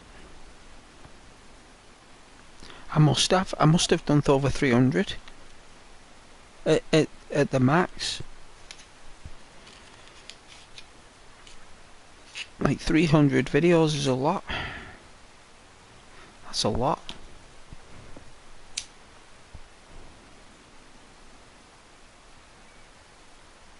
$300 videos is like a lot of content for people to watch. I put them all into playlists for you guys as well, all the Red Deads and the Dayz's and the stuff. And to believe it or not, my most successful videos, I think, excluding the Red Dead, is Spider-Man. Spider-Man was actually...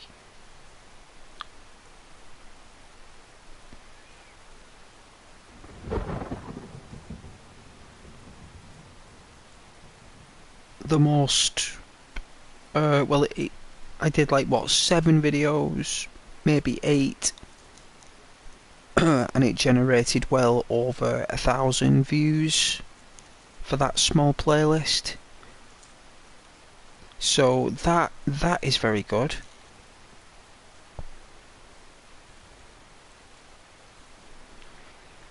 The Red Dead has been a success.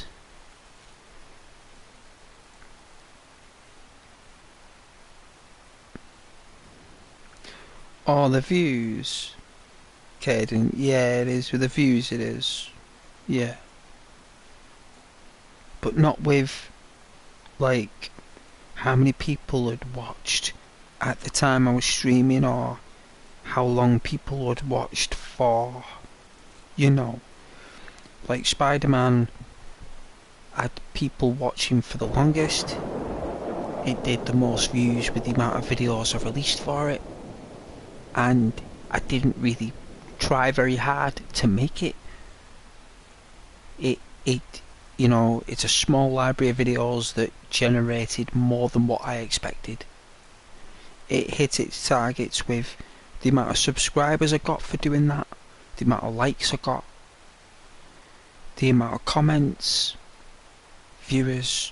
It all just worked out really nicely, naturally, right? But Daisy has generated the most views, yes? Yes. It is very unpredictable. Very unpredictable. But you know, that's I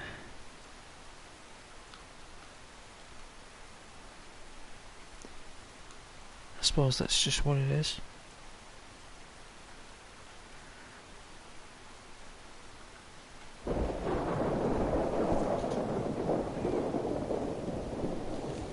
Probably because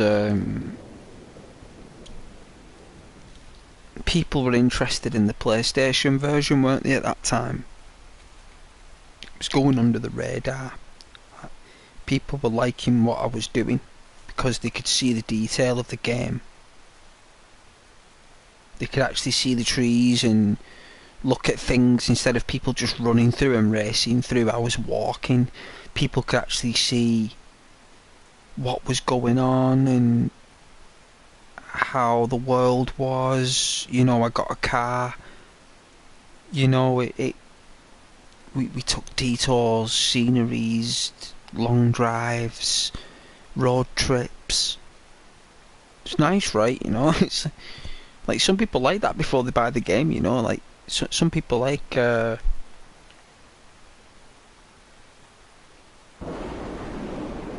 that type of stuff for some reason.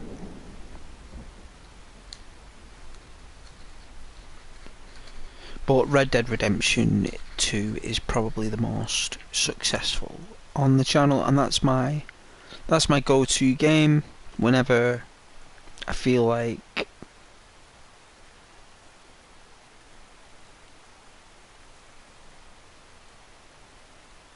you know, like start fresh, I suppose.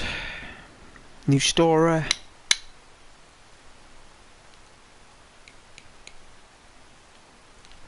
But yeah, Daisy is one of the most popular streams, yeah. Spider-Man not far behind it though.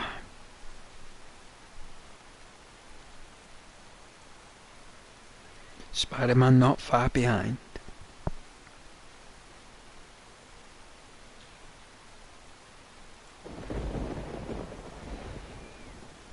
Then again though, I do love Spider-Man, and people did watch it to go to sleep, so I suppose it's a win-win situation for people wanting to go to sleep and watch Spider-Man.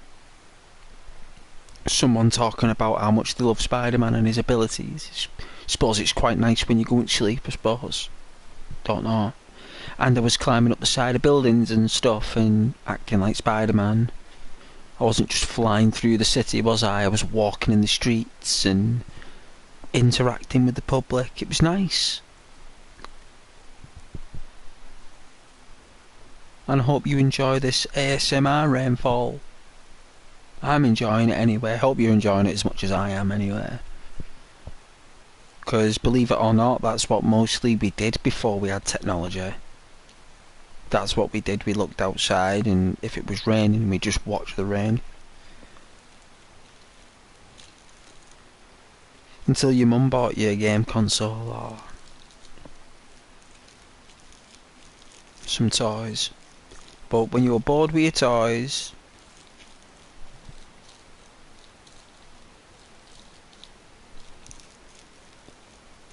you were bored with your Sega. Still got my Sega, me.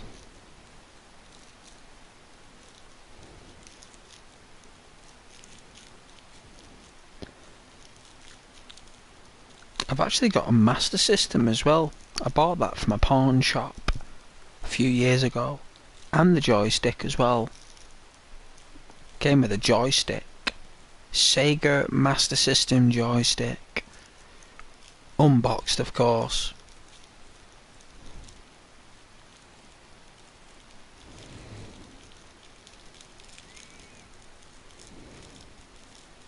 That system will be worth some money in the future, that. The distant future, like. You know, Sega. That, if you've got anything that's got to do with Sega, that'd be very, very popular in the future. Because I think Sega will take leaps and bounds when VR becomes mainstream. So when everyone's doing like VR quantum gaming, I think it'll be Sega that will take the lead. And I believe all their old technology will be worth a lot. I mean, already it's worth a lot more than other formats.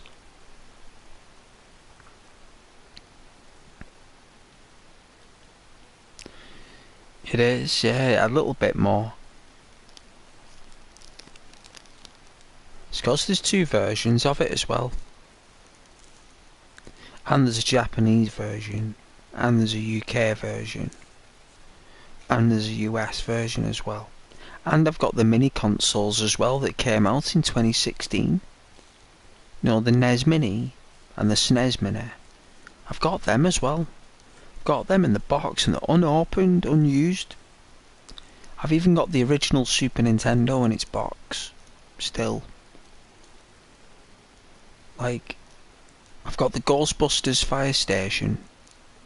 The only thing I've not got with that is the slime.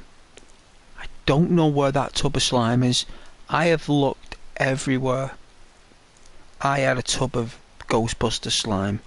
The slime is probably worth more than the fire station. It actually still had the slime in it.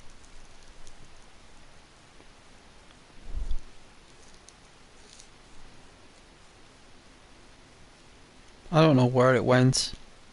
But the sign, the Ghostbusters sign on my fire station, it's immaculate.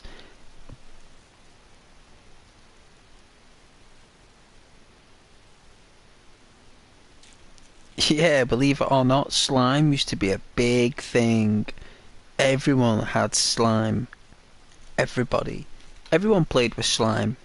Play-Doh, slime, anything like that. It was getting played with. And Ghostbusters, well, that is a toy brand that really utilised slime. Like, it really did.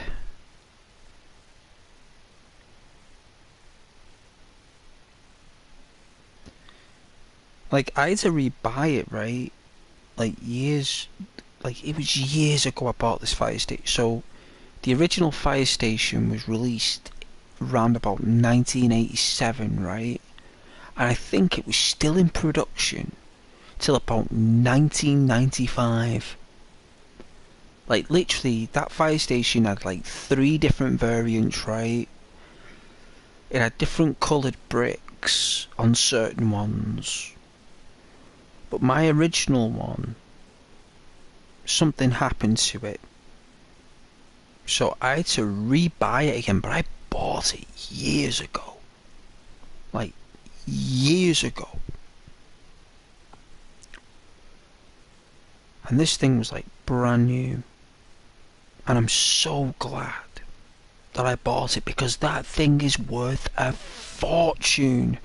I think I paid £40 for the Ghostbusters fire station. Like, you can Google it. Like, Kenner Ghostbusters fire station complete. Right? And you could eBay it. Google it, eBay it, and look at that thing. It looks awesome. They don't make toys like that anymore, and I've got it, right? And that thing is worth, like, it's worth over 300 quid. It literally is. Like, if you've got figures with that thing, you probably get more.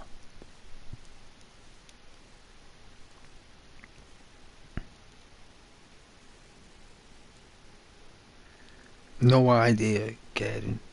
No idea. What I do know is that the less you know about those situations, the less stressed out you'll be. Because if you start getting involved with that,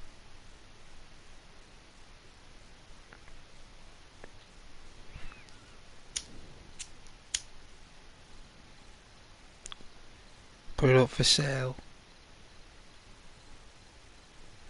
Nah, it's not worth that much.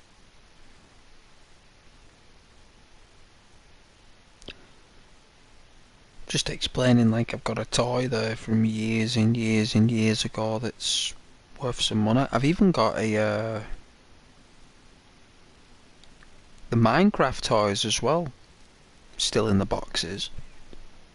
I went through a phase of, like, when I got paid years and years ago, like 2016, 2015. Like, every payday I'd buy like 2 Minecraft figures and put them in like a box in my cupboard until the box was full, and then stop buying them, and then buy something else and fill another box. Well, I opened up that box,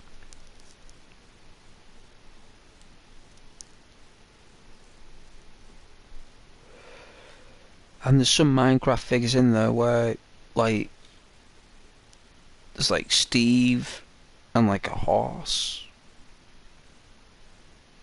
but it's got like a stable. I've even got an origami Minecraft kit. Got 2 of them, right? It's like it's basically, you make origami Minecraft blocks and villages. I think it's a village or something. And I think I picked them up on clearance for about 6-7 quid. Like, those things are worth a fortune now. Like the Minecraft origami. I don't think you can get it anymore. I've got 2 of them, mate.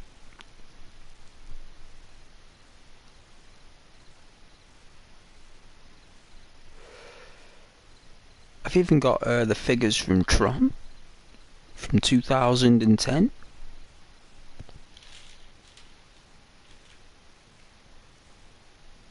Even they're worth something now. Only cost £1, maybe £2 back then, because they're only small. We sell them for a tenner now, maybe 12 quid. Especially when they remake another Tron, which I hope they do. I do love Tron. It's been nice looking out this window, guys. I've enjoyed it.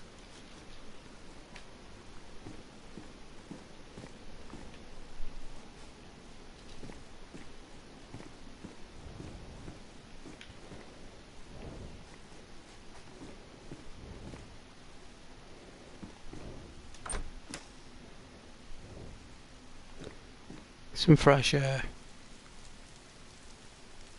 You can listen to the rain.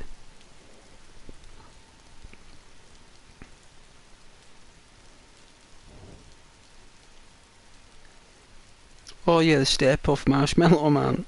Nice. What a great character.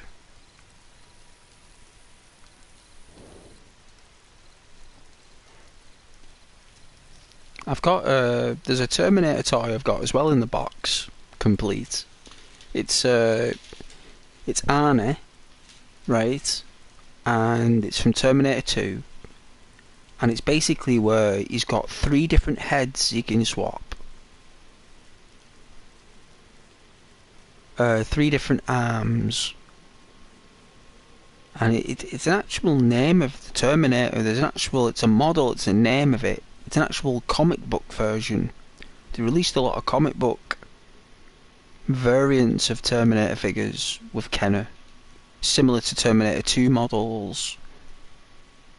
And I've got the T2 Arnie, but this other one, it's in the box, it's pretty sweet. I think that's worth about £60, you know. I think I only paid about 20 quid for it. And the Spider-Man toy that's on a YouTube channel, that's worth like 350 quid. That toy, you know. £350 for that piece of plastic in that box.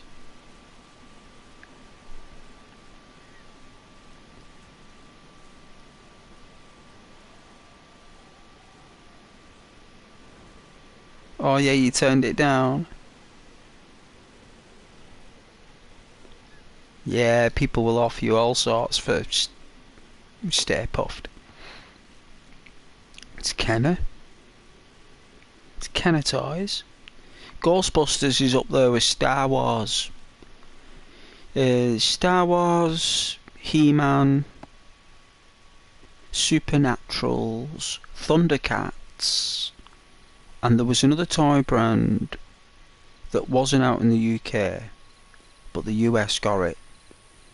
And I think I know we did get Transformers, but there was a toy brand in America that we didn't get, and I think it was Dino Riders, and I think Dino Riders was made by Kenner. They're really good. I love Dino Riders. Going back a few years there, Dino Riders.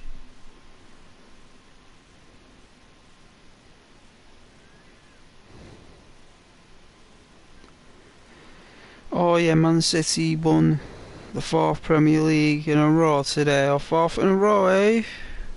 Only 4. Well, it's only 4, I suppose. It's not the end of the world. What time is it anyway? Let's have a look. 11:30. Not too bad.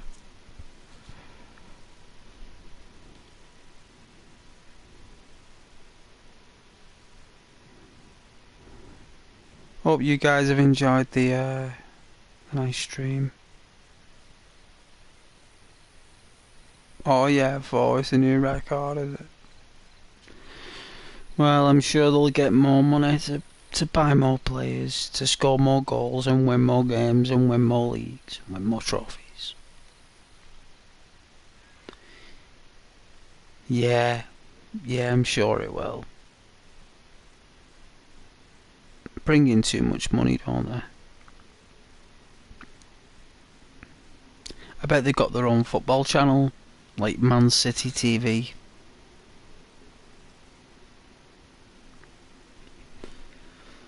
Man City TV, subscribe today.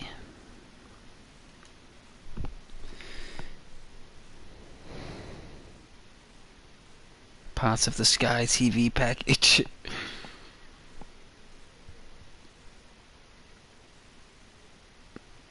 I don't know, I'm pretty tired, Kaden, but if you want to show everyone the scores, you can do. You can do whatever you want on there, as long as you don't offend anyone or say anything that's very strange. You want to put the football scores on, you put your football scores on, Kaden.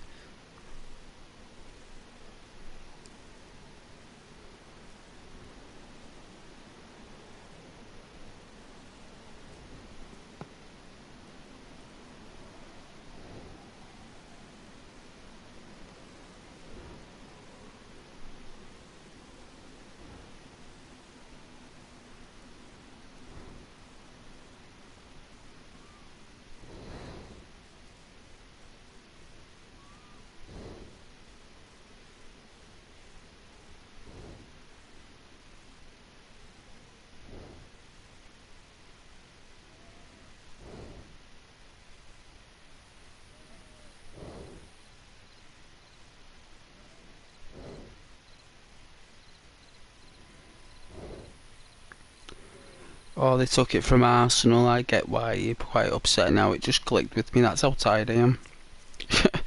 Well, that's how spaced out I am, I suppose, with being off work for like 11 days. Proper chilled out.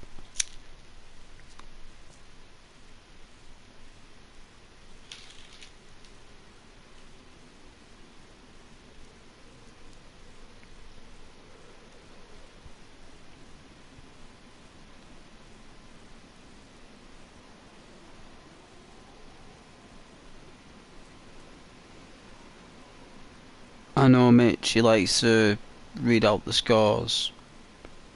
Every now and then I read them out for him. Too tired tonight though.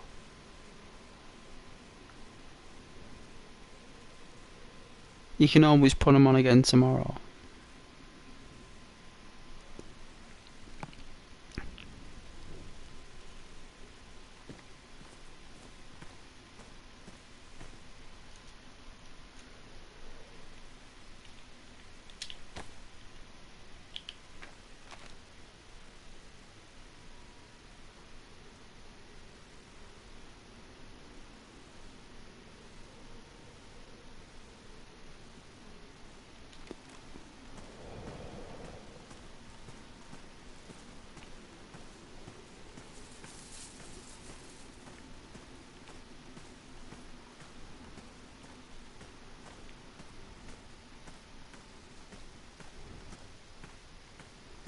All I found was like a Glock clip.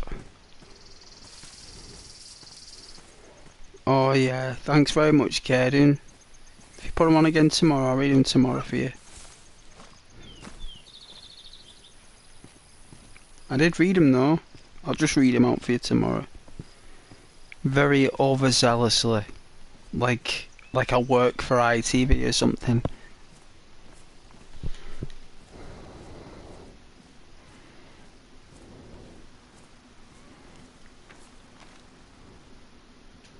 Just thinking of going just north, really. Just thinking of going up there. See the red dot on the map, Mitch? See that red dot?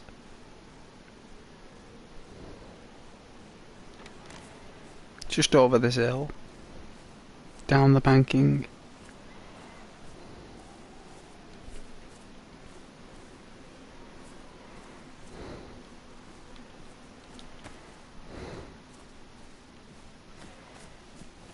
Yeah, we'll check it out.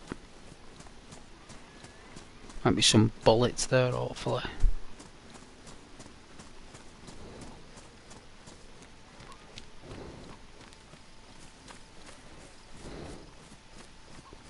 If I play a nice little jog, warm up for a bit.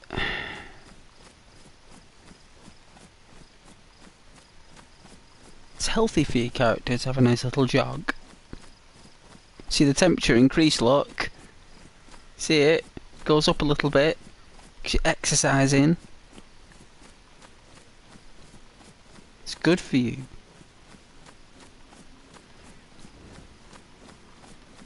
It regulates, obviously, but it's what it is.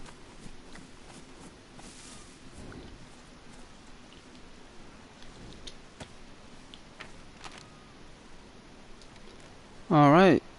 Apparently it should be down here.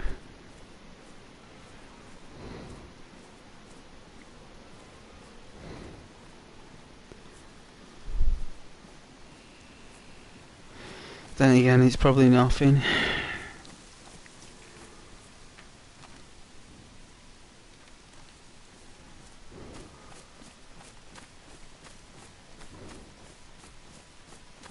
But it's always worth a look, because you never know your luck.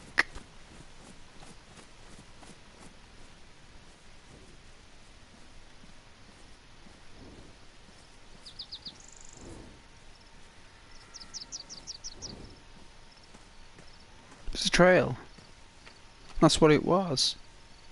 But I'm going back down.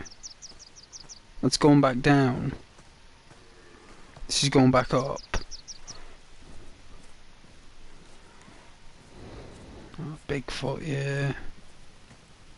You know what? On Rockstar Games back in the early millennium, they released San Andreas. And I was working for a retailer at the time. And someone in work, when we were playing it, said that they encountered the Leatherface from Texas Chainsaw Massacre, and as a reward for killing him, you get the chainsaw, right?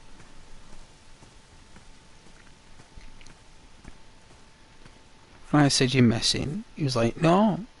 He was in there. He's like, "He comes running at you." And this was way back in like 2005, I think.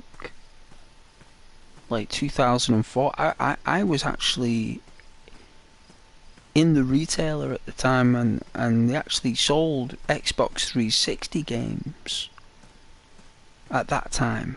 That had just come out. But people were still playing San Andreas. Were still playing it. And I was like, so okay, so I've still got the same box, but the disc I've got is broke, right? So I rebought the trilogy. They've released a box set trilogy, the Grand Theft Auto trilogy, for Xbox back in the day. They've released the trilogy right now. Right? That original disc I got, Leatherface, was on it. Because I looked for him and I found him. Right? And he takes a bit more shots than a normal human, but he is in there, right? But he's... And then, years later, right? Years later, this character has become a myth. Like, this Leatherface has become a myth. Like, he's like a Mandela effect. He was never in the game. Rockstar even declared he wasn't in it. But yet, I seen him. And my colleague at work seen him as well. We killed him and took his chainsaw. So, the only answer they've got for it is that there's somewhere in the game where maybe someone for Rockstar made an NPC that's a guy who's got a chainsaw. Nowhere stone. That means someone has been here.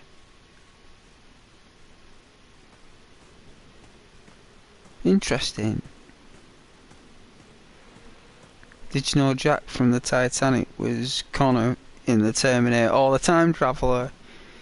I think I explained this a long time ago on one of my streams. Someone was talking to me about this, and I explained that Jack, the conspiracy is that Jack basically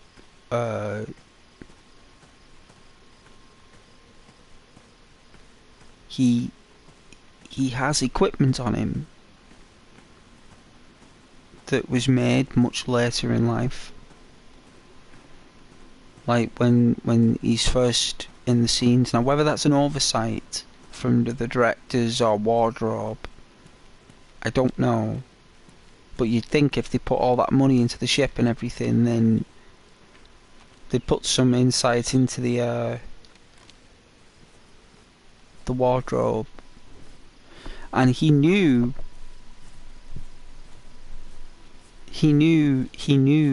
everywhere where Rose was, and he was meant to die. His job was to time travel back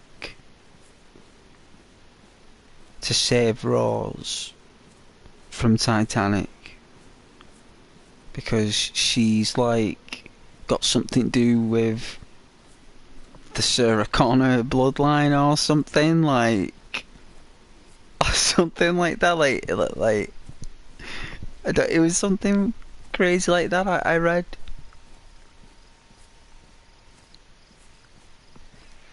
Yeah, I did actually. When it first came out, it was a long time ago. I was young.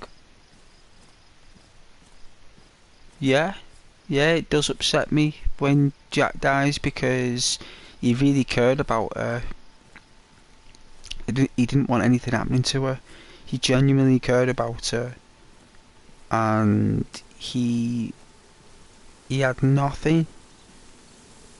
He had nothing. Even if you take all the conspiracy away of time travel and John Connor and stuff, and he is just a regular guy, and he was just there by chance, and everything was just a love story on the ship, you know what I mean? Like, even if you look at it like that, from just a basic audience perspective, it's still very upsetting that he dies, yes. He shouldn't have. They should have had a lovely life together, yeah. Yeah, they should have done, but they didn't.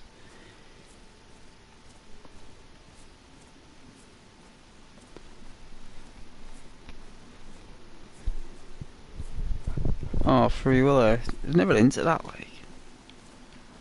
Didn't get into that. I think some of the films that I was really into was Lost Boys. I really enjoyed watching Lost Boys. Clash of the Titans from the 80s. I watched that, like, on video. Going to bed as a child. Watching that. Clash of the Titans, I do remember watching that a lot. And then I remember I started getting into anime. So I remember I got a couple of manga videos for my birthday, and I went through a phase of watching a lot of manga. I think I had about 3 or 4 videos in total, and I went through a phase of watching a lot of manga.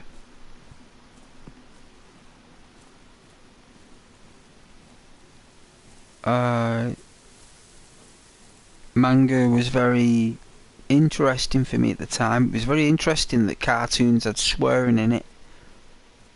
I was very shocked because normally cartoons are made for like you know, a young audience where there's no swearing, everything's all tulips and roses. Manga, it opened my eyes to a different world of animation. I was interested in the artwork as well.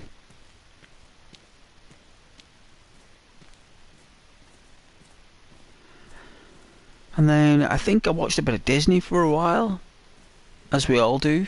Went through a Disney phase where I was watching a lot of Aladdin. That was really good back in its day, Aladdin. There was another one I used to watch a lot of, Toy Story. Used to watch a lot of Toy Story. Mrs. Doubtfire, yeah. Yeah, Robin Williams, Mrs. Doubtfire, class.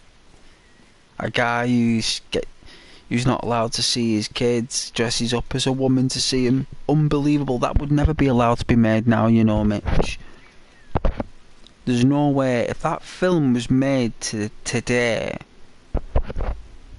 it would be a lot different. Like, he went through makeup. He went through just a makeup cosmetic alteration. Gunshots.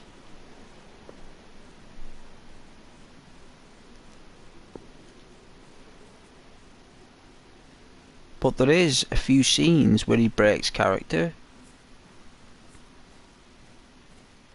Like, when he feels like his boundaries are being, like, crossed, he'll give up the charade and tell those people straight, like he messed up in the bar, didn't he? Like, he was at the bar and he went drinking at the bar near the swimming pool and he burped, didn't he? He said, "Hey babe." Like, girl was like, "Hey babe."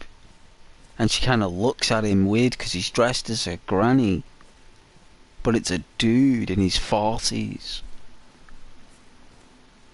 So he steps out of character there on the bus.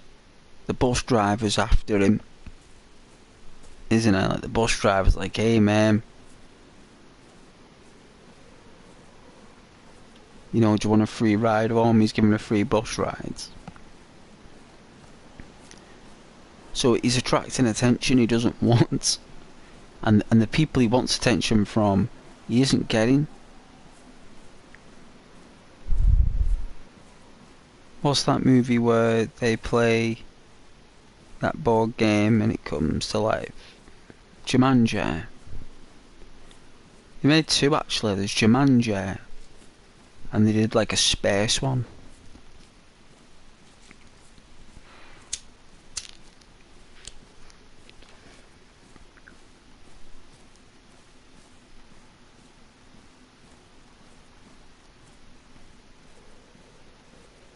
Jumanji was brilliant for its time. It's actually two different films, isn't it? In one film, Jumanji or something, because the wildlife isn't supposed to be outside the house. Everything's inside the house. Nothing happens outside the house. Jumanji only takes place in the house, right? But in the film, they made it go outside the house. So they made two films. There was one film that was supposed to be about like something to do with like Africa teleporting to that area in America and people coping with animals, wild elephants and stuff. So they filmed that, and then they filmed the scenes where they just did the filming of Kirsten Dunst and that other film actor and Robin Williams. And then what they did was is that they couldn't agree on the two films, so what they did was they put the special effects from the animals they were doing in Jumanji, right? It was like the same studio was making two different films and put them two together and made Jumanji, right? But the only drawback was the footage they had to be used where they were outside, you know, the wild animals. They couldn't do it where they had the footage where they could keep it in the house. So that the only oversight with Jumanji is it isn't true to the book. It's slightly different, but it's still a good film. The thing at the museum's good. Night at the Museum is very similar to Jumanji.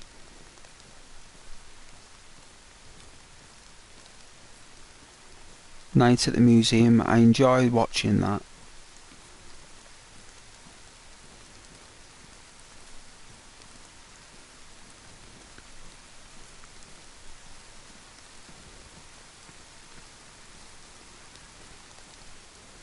Yeah, Robin Williams was a really good actor. He was one of the best.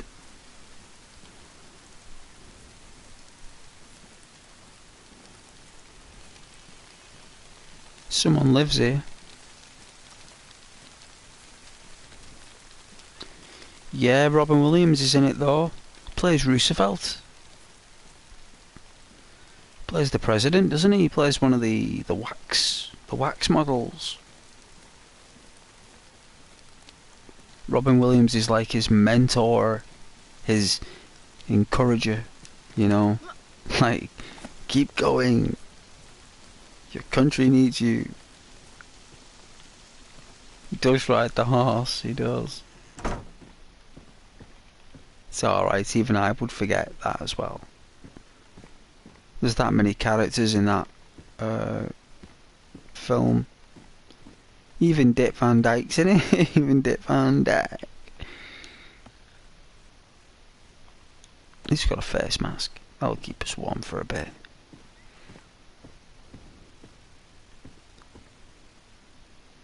But yeah, I guess I'll log out here. We'll lie down for a moment.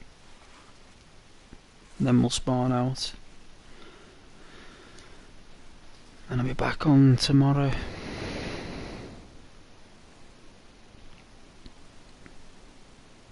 Hopefully, well, I might play this next week actually. I played it because I didn't know, well, I didn't know what else to play actually.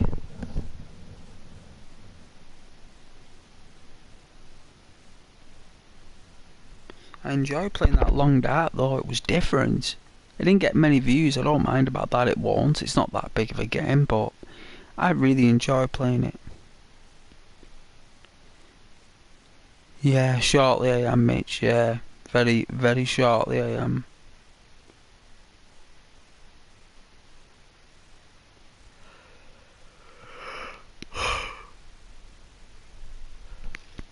Thanks for saying hello though, I really appreciate it.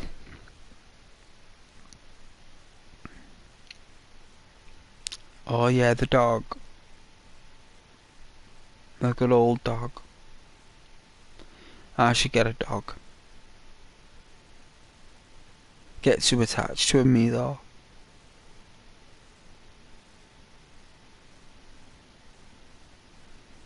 A dog that's 21 years old, wow. That's old. I mean, there's... They can...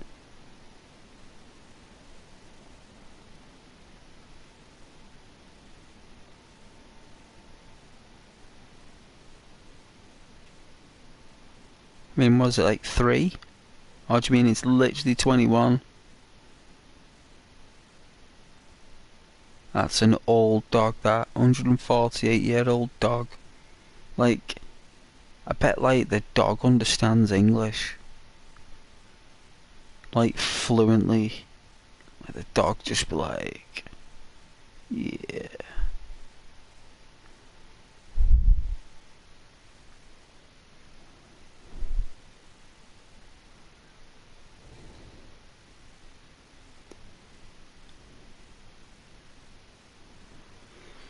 Yeah, I loved my Staffordshire Bull, me.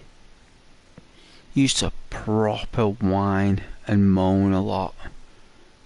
As a staff, always like whinging, you know, and you had to play with them a lot. So I was always like playing tug of war with him, or like it's only 5 minutes. You know what I mean? Like I knew how to, you know, I'd be like, like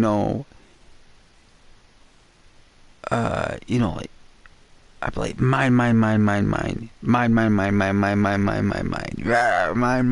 you know, like and he'd be growling and snarling, you know. And he'd get that growl out, and he used to really growl real viciously when playing tug of war. It's the only time, but I used to let him get it out, you know. Like, get it out, like. That's how I used to get out his snarls playing that game.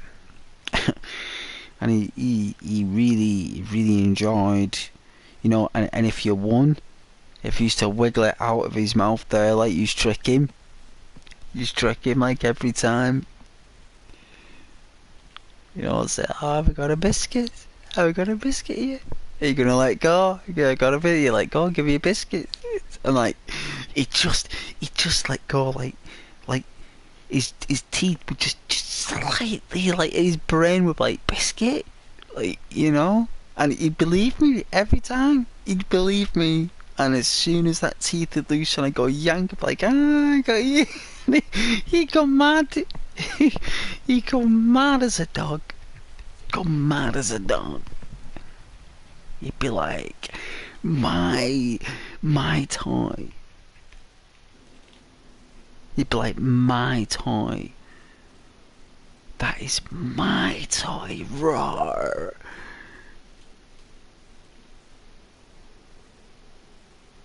Yeah, he weren't. He was smart. He was smart. He had the most beautiful snout. Beautiful snout. He was a lovely looking dog. Like, just, but like unpredictable though. Like just like random. Like, it's not like he had a set behaviour, like he did, but he was completely random for a dog. Like, normally dogs are predictable, you know.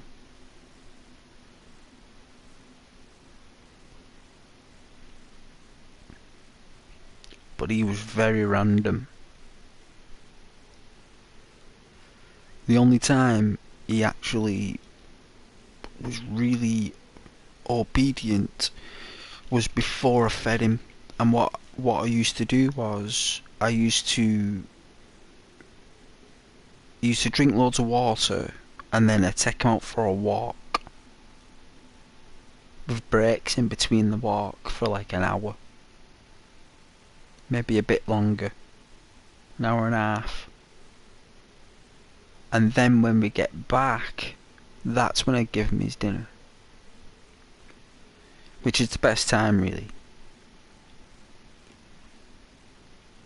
And chicken was mainly the best source of food you can give a dog is chicken. They go absolutely crazy for it. I just give him chicken with dog food. It's called chappy. That's what the dog food's called, chappy. It's like a dry dog food, it's really good for dogs actually, especially staffs. You know, it's not really made for little dogs, chappy. Chappy's good for like small, medium dogs. He was a very small, medium dog. He was.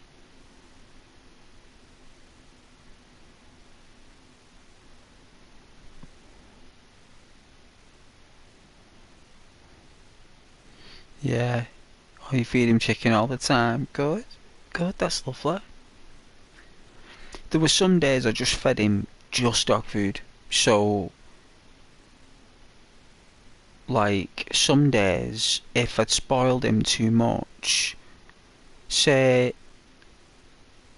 I don't know, he wanted the chicken, but some days they needed just pure biscuits and dog food, like they do, just to balance out the diet. But he was counting on, he wanted that chicken all the time, and I said to him, it's expensive. You gotta understand. No, I remember, like, I'm there talking to a dog.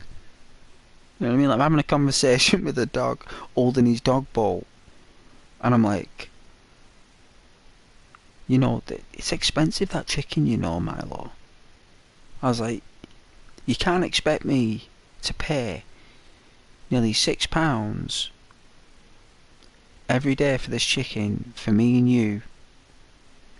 And you want the gravy, you want all the bits and everything, and the other stuff, and I was like, it's expensive. Like, I don't have enough money for it. This has to happen now and again. You have to eat this food, otherwise, I mean, you've got to go through the days. I mean, I'm having beans on toast. It's not like I'm having a steak dinner, and you're having this. I'm having beans on toast or ravioli or something.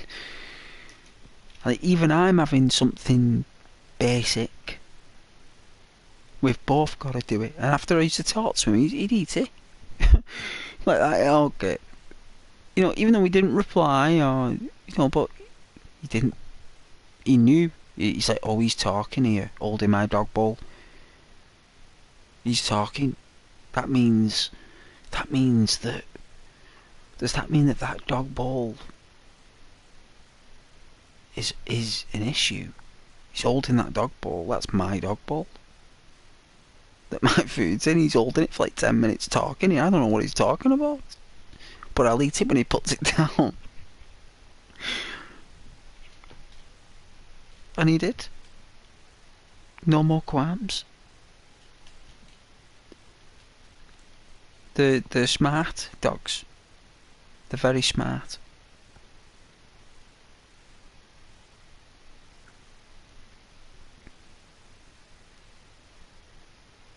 He used to climb in my bed. That dog. I used to wake up in the morning and his face was right in front of my face, right? Like his nose was touching my nose when I woke up. And one day, this cheeky dog of mine decides to sneeze full belt in my face while I'm half asleep. He decides to just go full on sneeze. Snot all over my face. Dog snot everywhere. I had to boil the kettle and everything and the sink and get the soap. I was like, oh my god. And when I went back in the bedroom, he's still in the bed. He's lying there comfy, smiling, happy with himself. This dog of mine at the time. I was like, you cheeky little beggar. You sneeze in my face.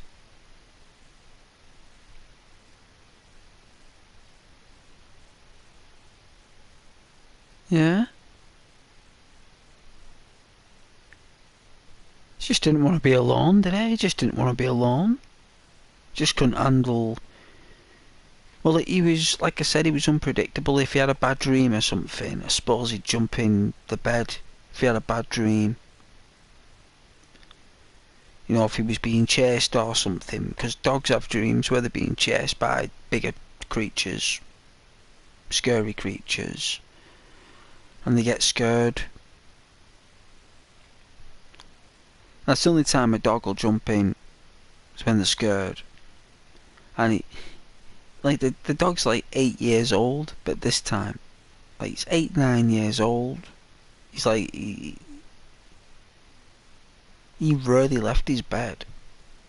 And then all of a sudden, when he turned 9, because he passed away when he was 11. So for the last 2.5 years of his life, he was in my bed every night. For 2.5 years. And it flew by very quickly, Mitch. That 2.5 years. Very quickly. I remember him being 8, and then he was 9, then he was 10. And then when he was 11, he couldn't even get up the stairs. Mitch, he couldn't even get up the stairs. I had to carry the dog up the stairs, like. I'd carry him down, carry him up.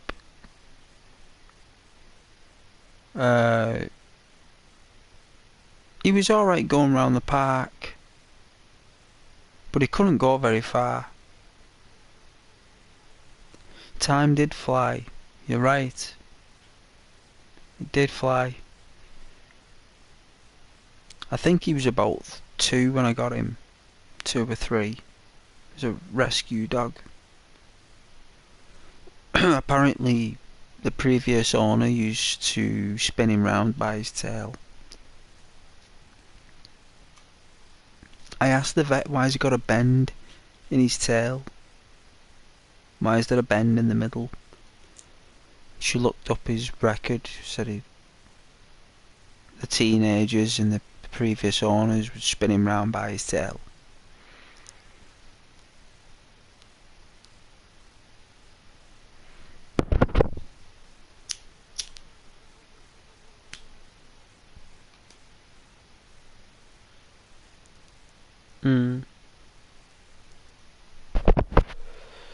Yeah, he can't do the stairs.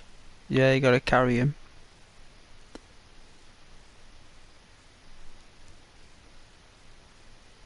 I remember one day, like,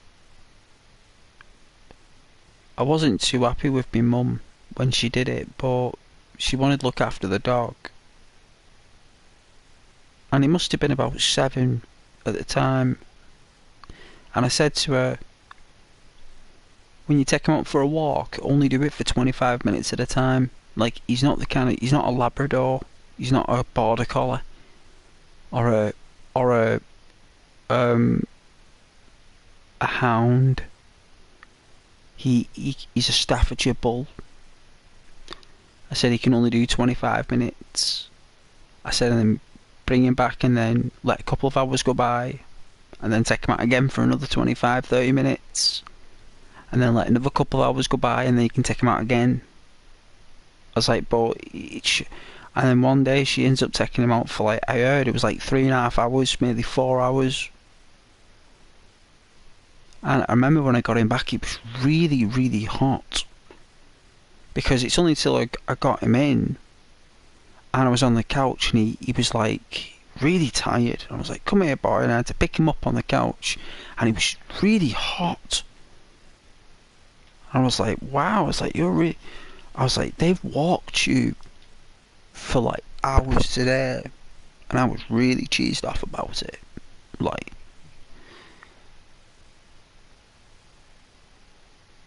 yeah, over £100, big dog, cute though, right? But I remember I got this towel, like I laid him down. I remember, like, I said to him, I was like, "Just lay down there and stay. I'm gonna cool you down." I was like, "Just lie there and stay." You know what he did? He lay there. He didn't move. He lay there, and I got a towel, and I got this nice, like, cool water on the towel, rinsed it, and I put the towel, and that cooled him right down. And he had a little bit more spurt in him, a little bit more. And then that's when he started sleeping in my bed a lot. After that. And then I just kept him at man. Then I was like, "That's it now." I said, "I'm just going to do it where I'm just going to get up, take you for a walk in the morning, come in, leave you in the apartment for like 8, I think it was like 7.5, 8 hours I was outside the apartment for, so it was okay." I think you can leave an animal for like 9 hours. I think it is. Maybe 10. But I ended up just taking him out for a walk when I got home then. And then just did it my way. And it's funny, right, when you let other people look after your dog, Mitch, when you're doing stuff, your dog picks up bad habits. You know, like when you've trained your dog and you've disciplined your dog the way the dog is. It's like a thing with the dog. When other people start looking after your dog, it starts picking up strange habits. I noticed that.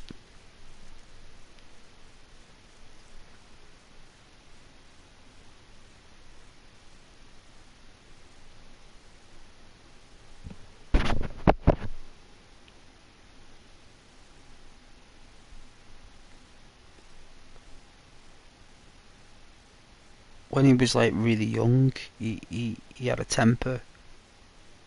The dog, like, when I first got him, and I remember one day, like, he kind of like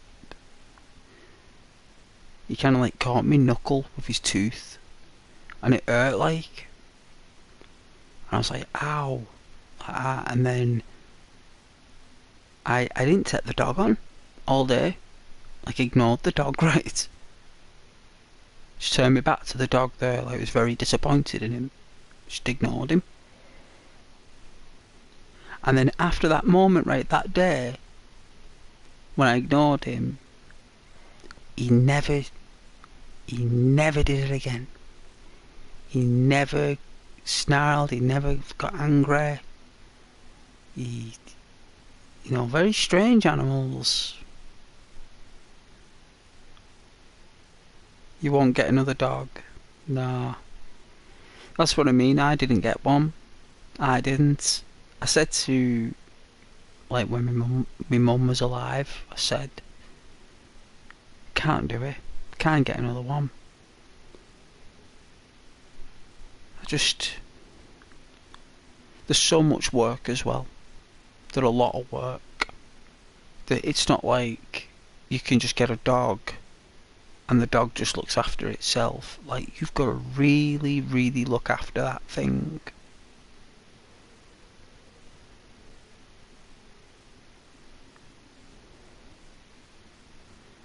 Yeah, I became really dependent on my dog, me, because when I go on the train or the bus, he was always there on the seat by the window, and you get used to that for nearly over 10 years. Well, it would have been about 9 years I had him for, because he was about 2 when I got him. 2.5, nearly 3. So I had him for about 9 years. And that's a long time, that, waking up every day with that dog there. And one day he escaped. He got through the cat flap. He got through the cat flap.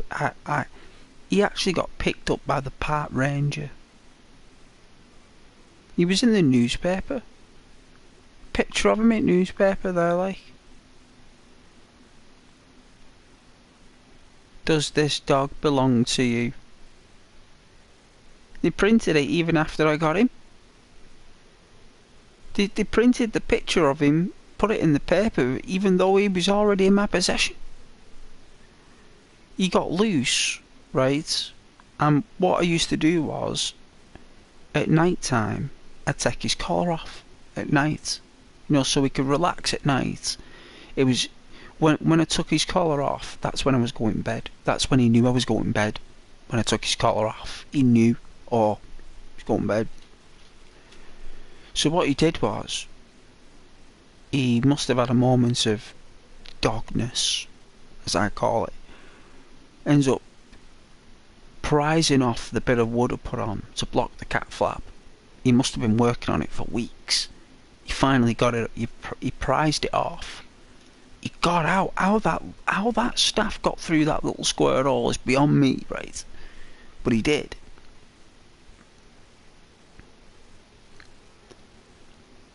Ends up getting out the gate. Right? He ends up somehow getting out the gate. Ends up running, crossing roads. He was in the park, and apparently he was mithering other dogs, and other dog walkers. And when people were looking around and he had no collar on and no owner, they seen him as a stray. And the newspaper, he was in a, when they wrap a chain around the neck there, a chain collar. That's what he had on. That's what they put on him, a chain collar. He was in doggy jail, right, for like 3 days. And the newspaper was printed about 9 days after. So they'd already took the picture, sent it to the newspaper, it was already printed, and then I found out 3 days after, because, like, my dog is gone, and I've got to find my dog. And no matter how loud I whistled or shouted for me dog in the park, he wasn't in there. He was in the doggy jail. The dog pound. And I had to phone up. Like... Excuse me. I had to, like, phone up all these doggy homes. And I was like, phoned up this dog pound. Because I couldn't find the ranger, so... Because it was like Sunday. So by the time I phoned up the dog pound and I was like, I'm looking for a Staffordshire Bull Terrier brought in from such and such a borough. He's got a black patch over his eye. White coat with a brown mahogany spot. A fur on his right leg chop. Right leg chop. I said. And the woman goes, yeah. We brought him in yesterday. I was like, that's the one. He was brought in yesterday apparently. She was like, yeah. But then she says, this is how much it's going to cost to get him out. But I only got paid on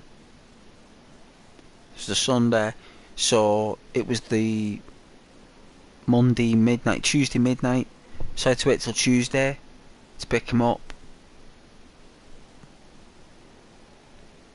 And there was no way to get him out without paying. Like, I thought I could go there, declare I'm the owner, and say, let him out, and then I'll pay on Tuesday. No, it doesn't work like that, apparently, Mitch. It doesn't work like that, the world, apparently. The world doesn't work that way. It's like, no. You either pay this money. But what happens is that they gave me a charge that day. So that means by Tuesday there's another 3 days charges. Sunday, the Monday night, Monday day. So I get a Sunday night charge, Monday day, Monday night, and Tuesday morning. So it's like an extra £150. Difficult times, man. Anyway, comes Tuesday, goes there, pays the money, gets me dog. Got cuts all around his toes, with other dogs biting his feet, his paws. I looked at his paws, I was like, what is that? She's like, all the other dogs, it's common, she said. She goes, yeah, other dogs, they bite each other's paws, and he must have got into a few scraps because he had a few nicks and knacks on him. Other dogs have been biting at him, been shoving him. I could see it in his eyes as well. He'd been picked on. Like, he wasn't soft or anything, he was quite a ruthless dog. It was just, I could tell that he was getting picked on, because them dogs are dangerous. When they turn on you, them dogs, they turn on you. But he was alright.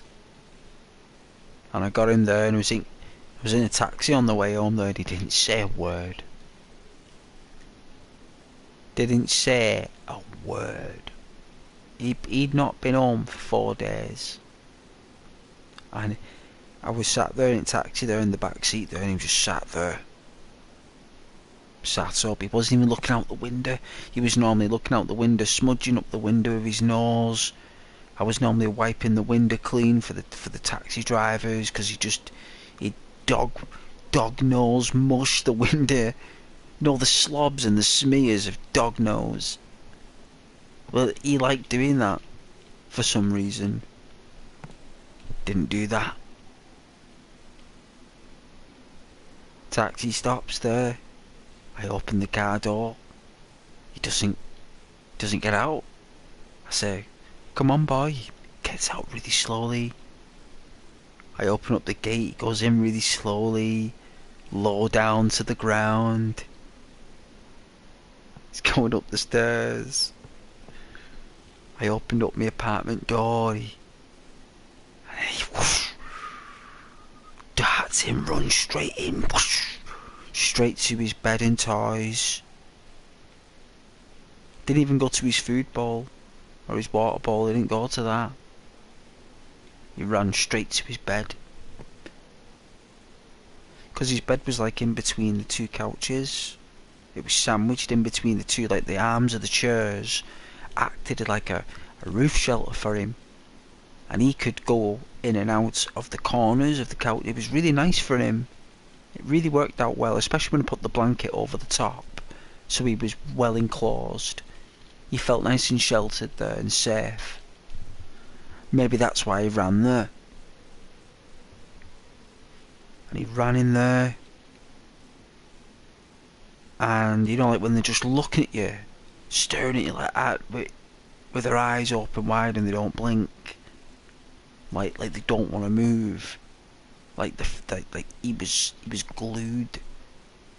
He was glued there. And I just left him there. He didn't leave that bed for like, I don't think he left his bed for like 2 days. I think it must have been stress from 4 days in the kennel.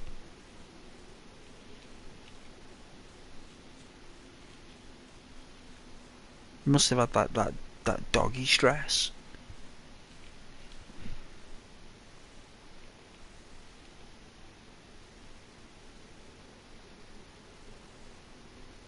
But he knew as well. He knew as well what he did. Like, he actually knew, Mitch, what he did. You know, on his face, like, he had these expressions that he had where he knew that, like,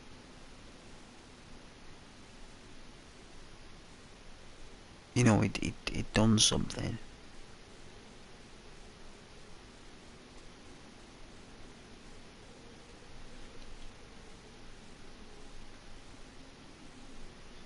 He didn't. He never did after that. He never did escape ever again after that. He never left my side, actually. He actually became more attached to me after that than any other time. And I didn't even have to train him. He just did it naturally. He just did. It was strange though, because when I got him home, he didn't really take me on for like the 2 days he was in his bed. He didn't really, you know, like even when I took him out for walks, he wasn't interacting with me in that way. He was very unusual, so I just left him be. I didn't try to force him to behave in any way. I just left him.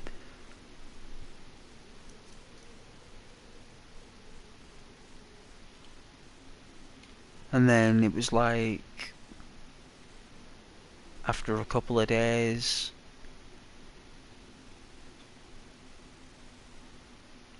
he left his bed, started to jump up on the couch with me again.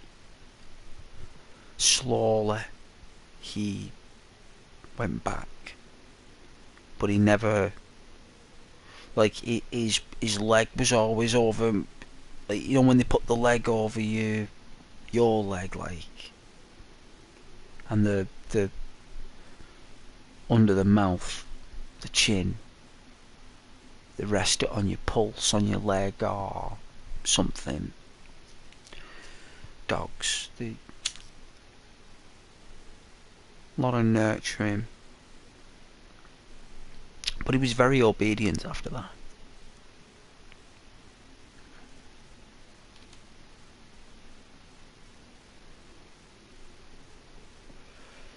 But I loved him. He was a lovely dog.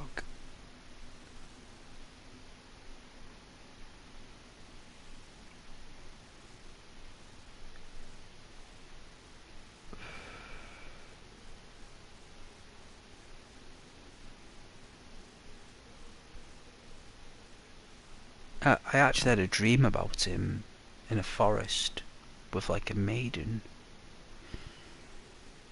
and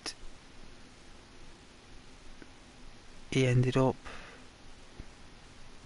like she was saying to him, "Come on now." He was my dog. Like, I'm the one that says, "Come here," like, "Come here, boy," like, "Come with me." It's my dog. You know what I'm saying? Like, that's what I'm thinking in my brain. Like, it's my dog, that. But he's not, because his spirit is with that maiden. And when she said, "Come on now," that's because he belongs to that maiden. He's a spirit. It's not my dog anymore.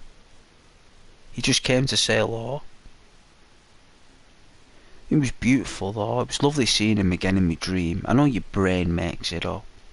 My friend told me a lot about dreams, like, and how they work. I used to think like they were very destiny based in the future and all this. He was like, no. He said your brain, he says anyone's brain is so good at creating images. Like, talking like 2 million years of evolution.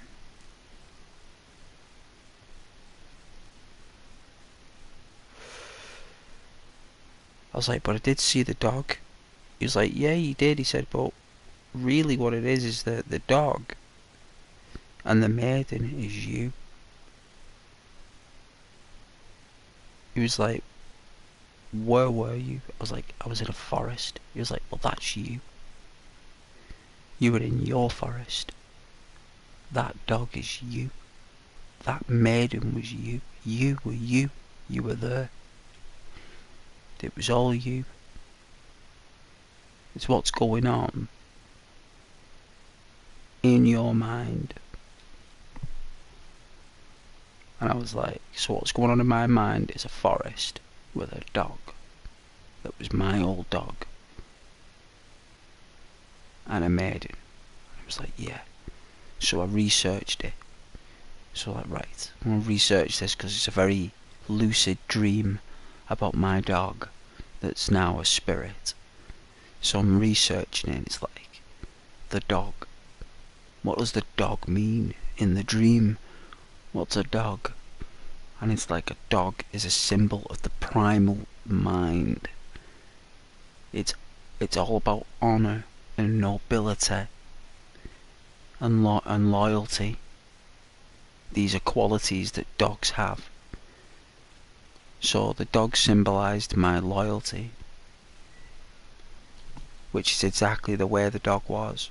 And the maiden represents basically my fears. So the maiden represents fears, and when I researched the forest, that was the climate of my mood. Were the trees blowing? Was it stormy? Was it dark? Was it light? All this stuff. It's like, oh, it was light. Right, it was light. That means you're in a good mood. Really? So I was in a good mood. I had a dream about my own loyalty and nobility in contrast with my fears while I was in a good mood and a good environment. Apparently the dream meant acceptance. I was like, okay, very deep. All I wanted to do is realise that I saw my dog again, but no, it wasn't that. When I looked deeper into it, it was just my mind painting a picture of things that I love, and that's forests, my dog, and a beautiful woman. Perfect dream to have, right? You know what I mean? Like, yeah, good times.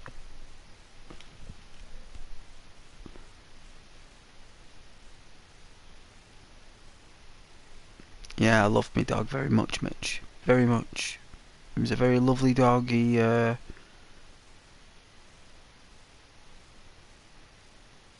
years now since I've seen Milo. He passed away in 2011. So it's been like, what? 13 years? Since Milo went to the spirits of the dogs.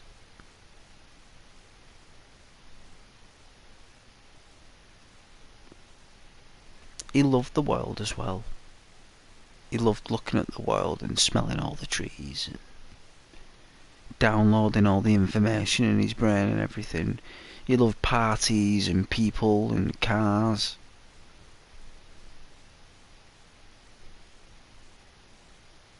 A cracking dog. Belting dog. Like all dogs, I suppose. They're all brilliant. They're all belting.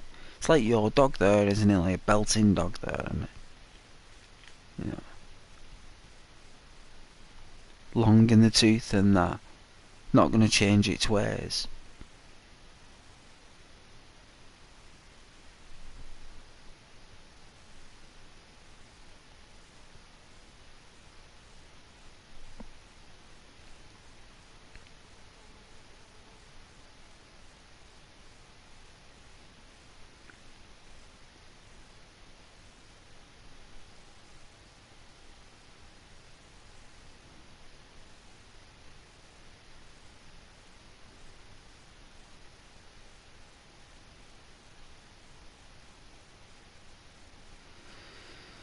Yeah, but I'm gonna get some sleep anyway. But thank you so much for watching. I do love talking about my dog. You know, if he was here, I'd definitely have videos. That dog, best dog in the world. But yes, good night and God bless, and thank you very much. Take care, everybody, and hopefully I will see you tomorrow.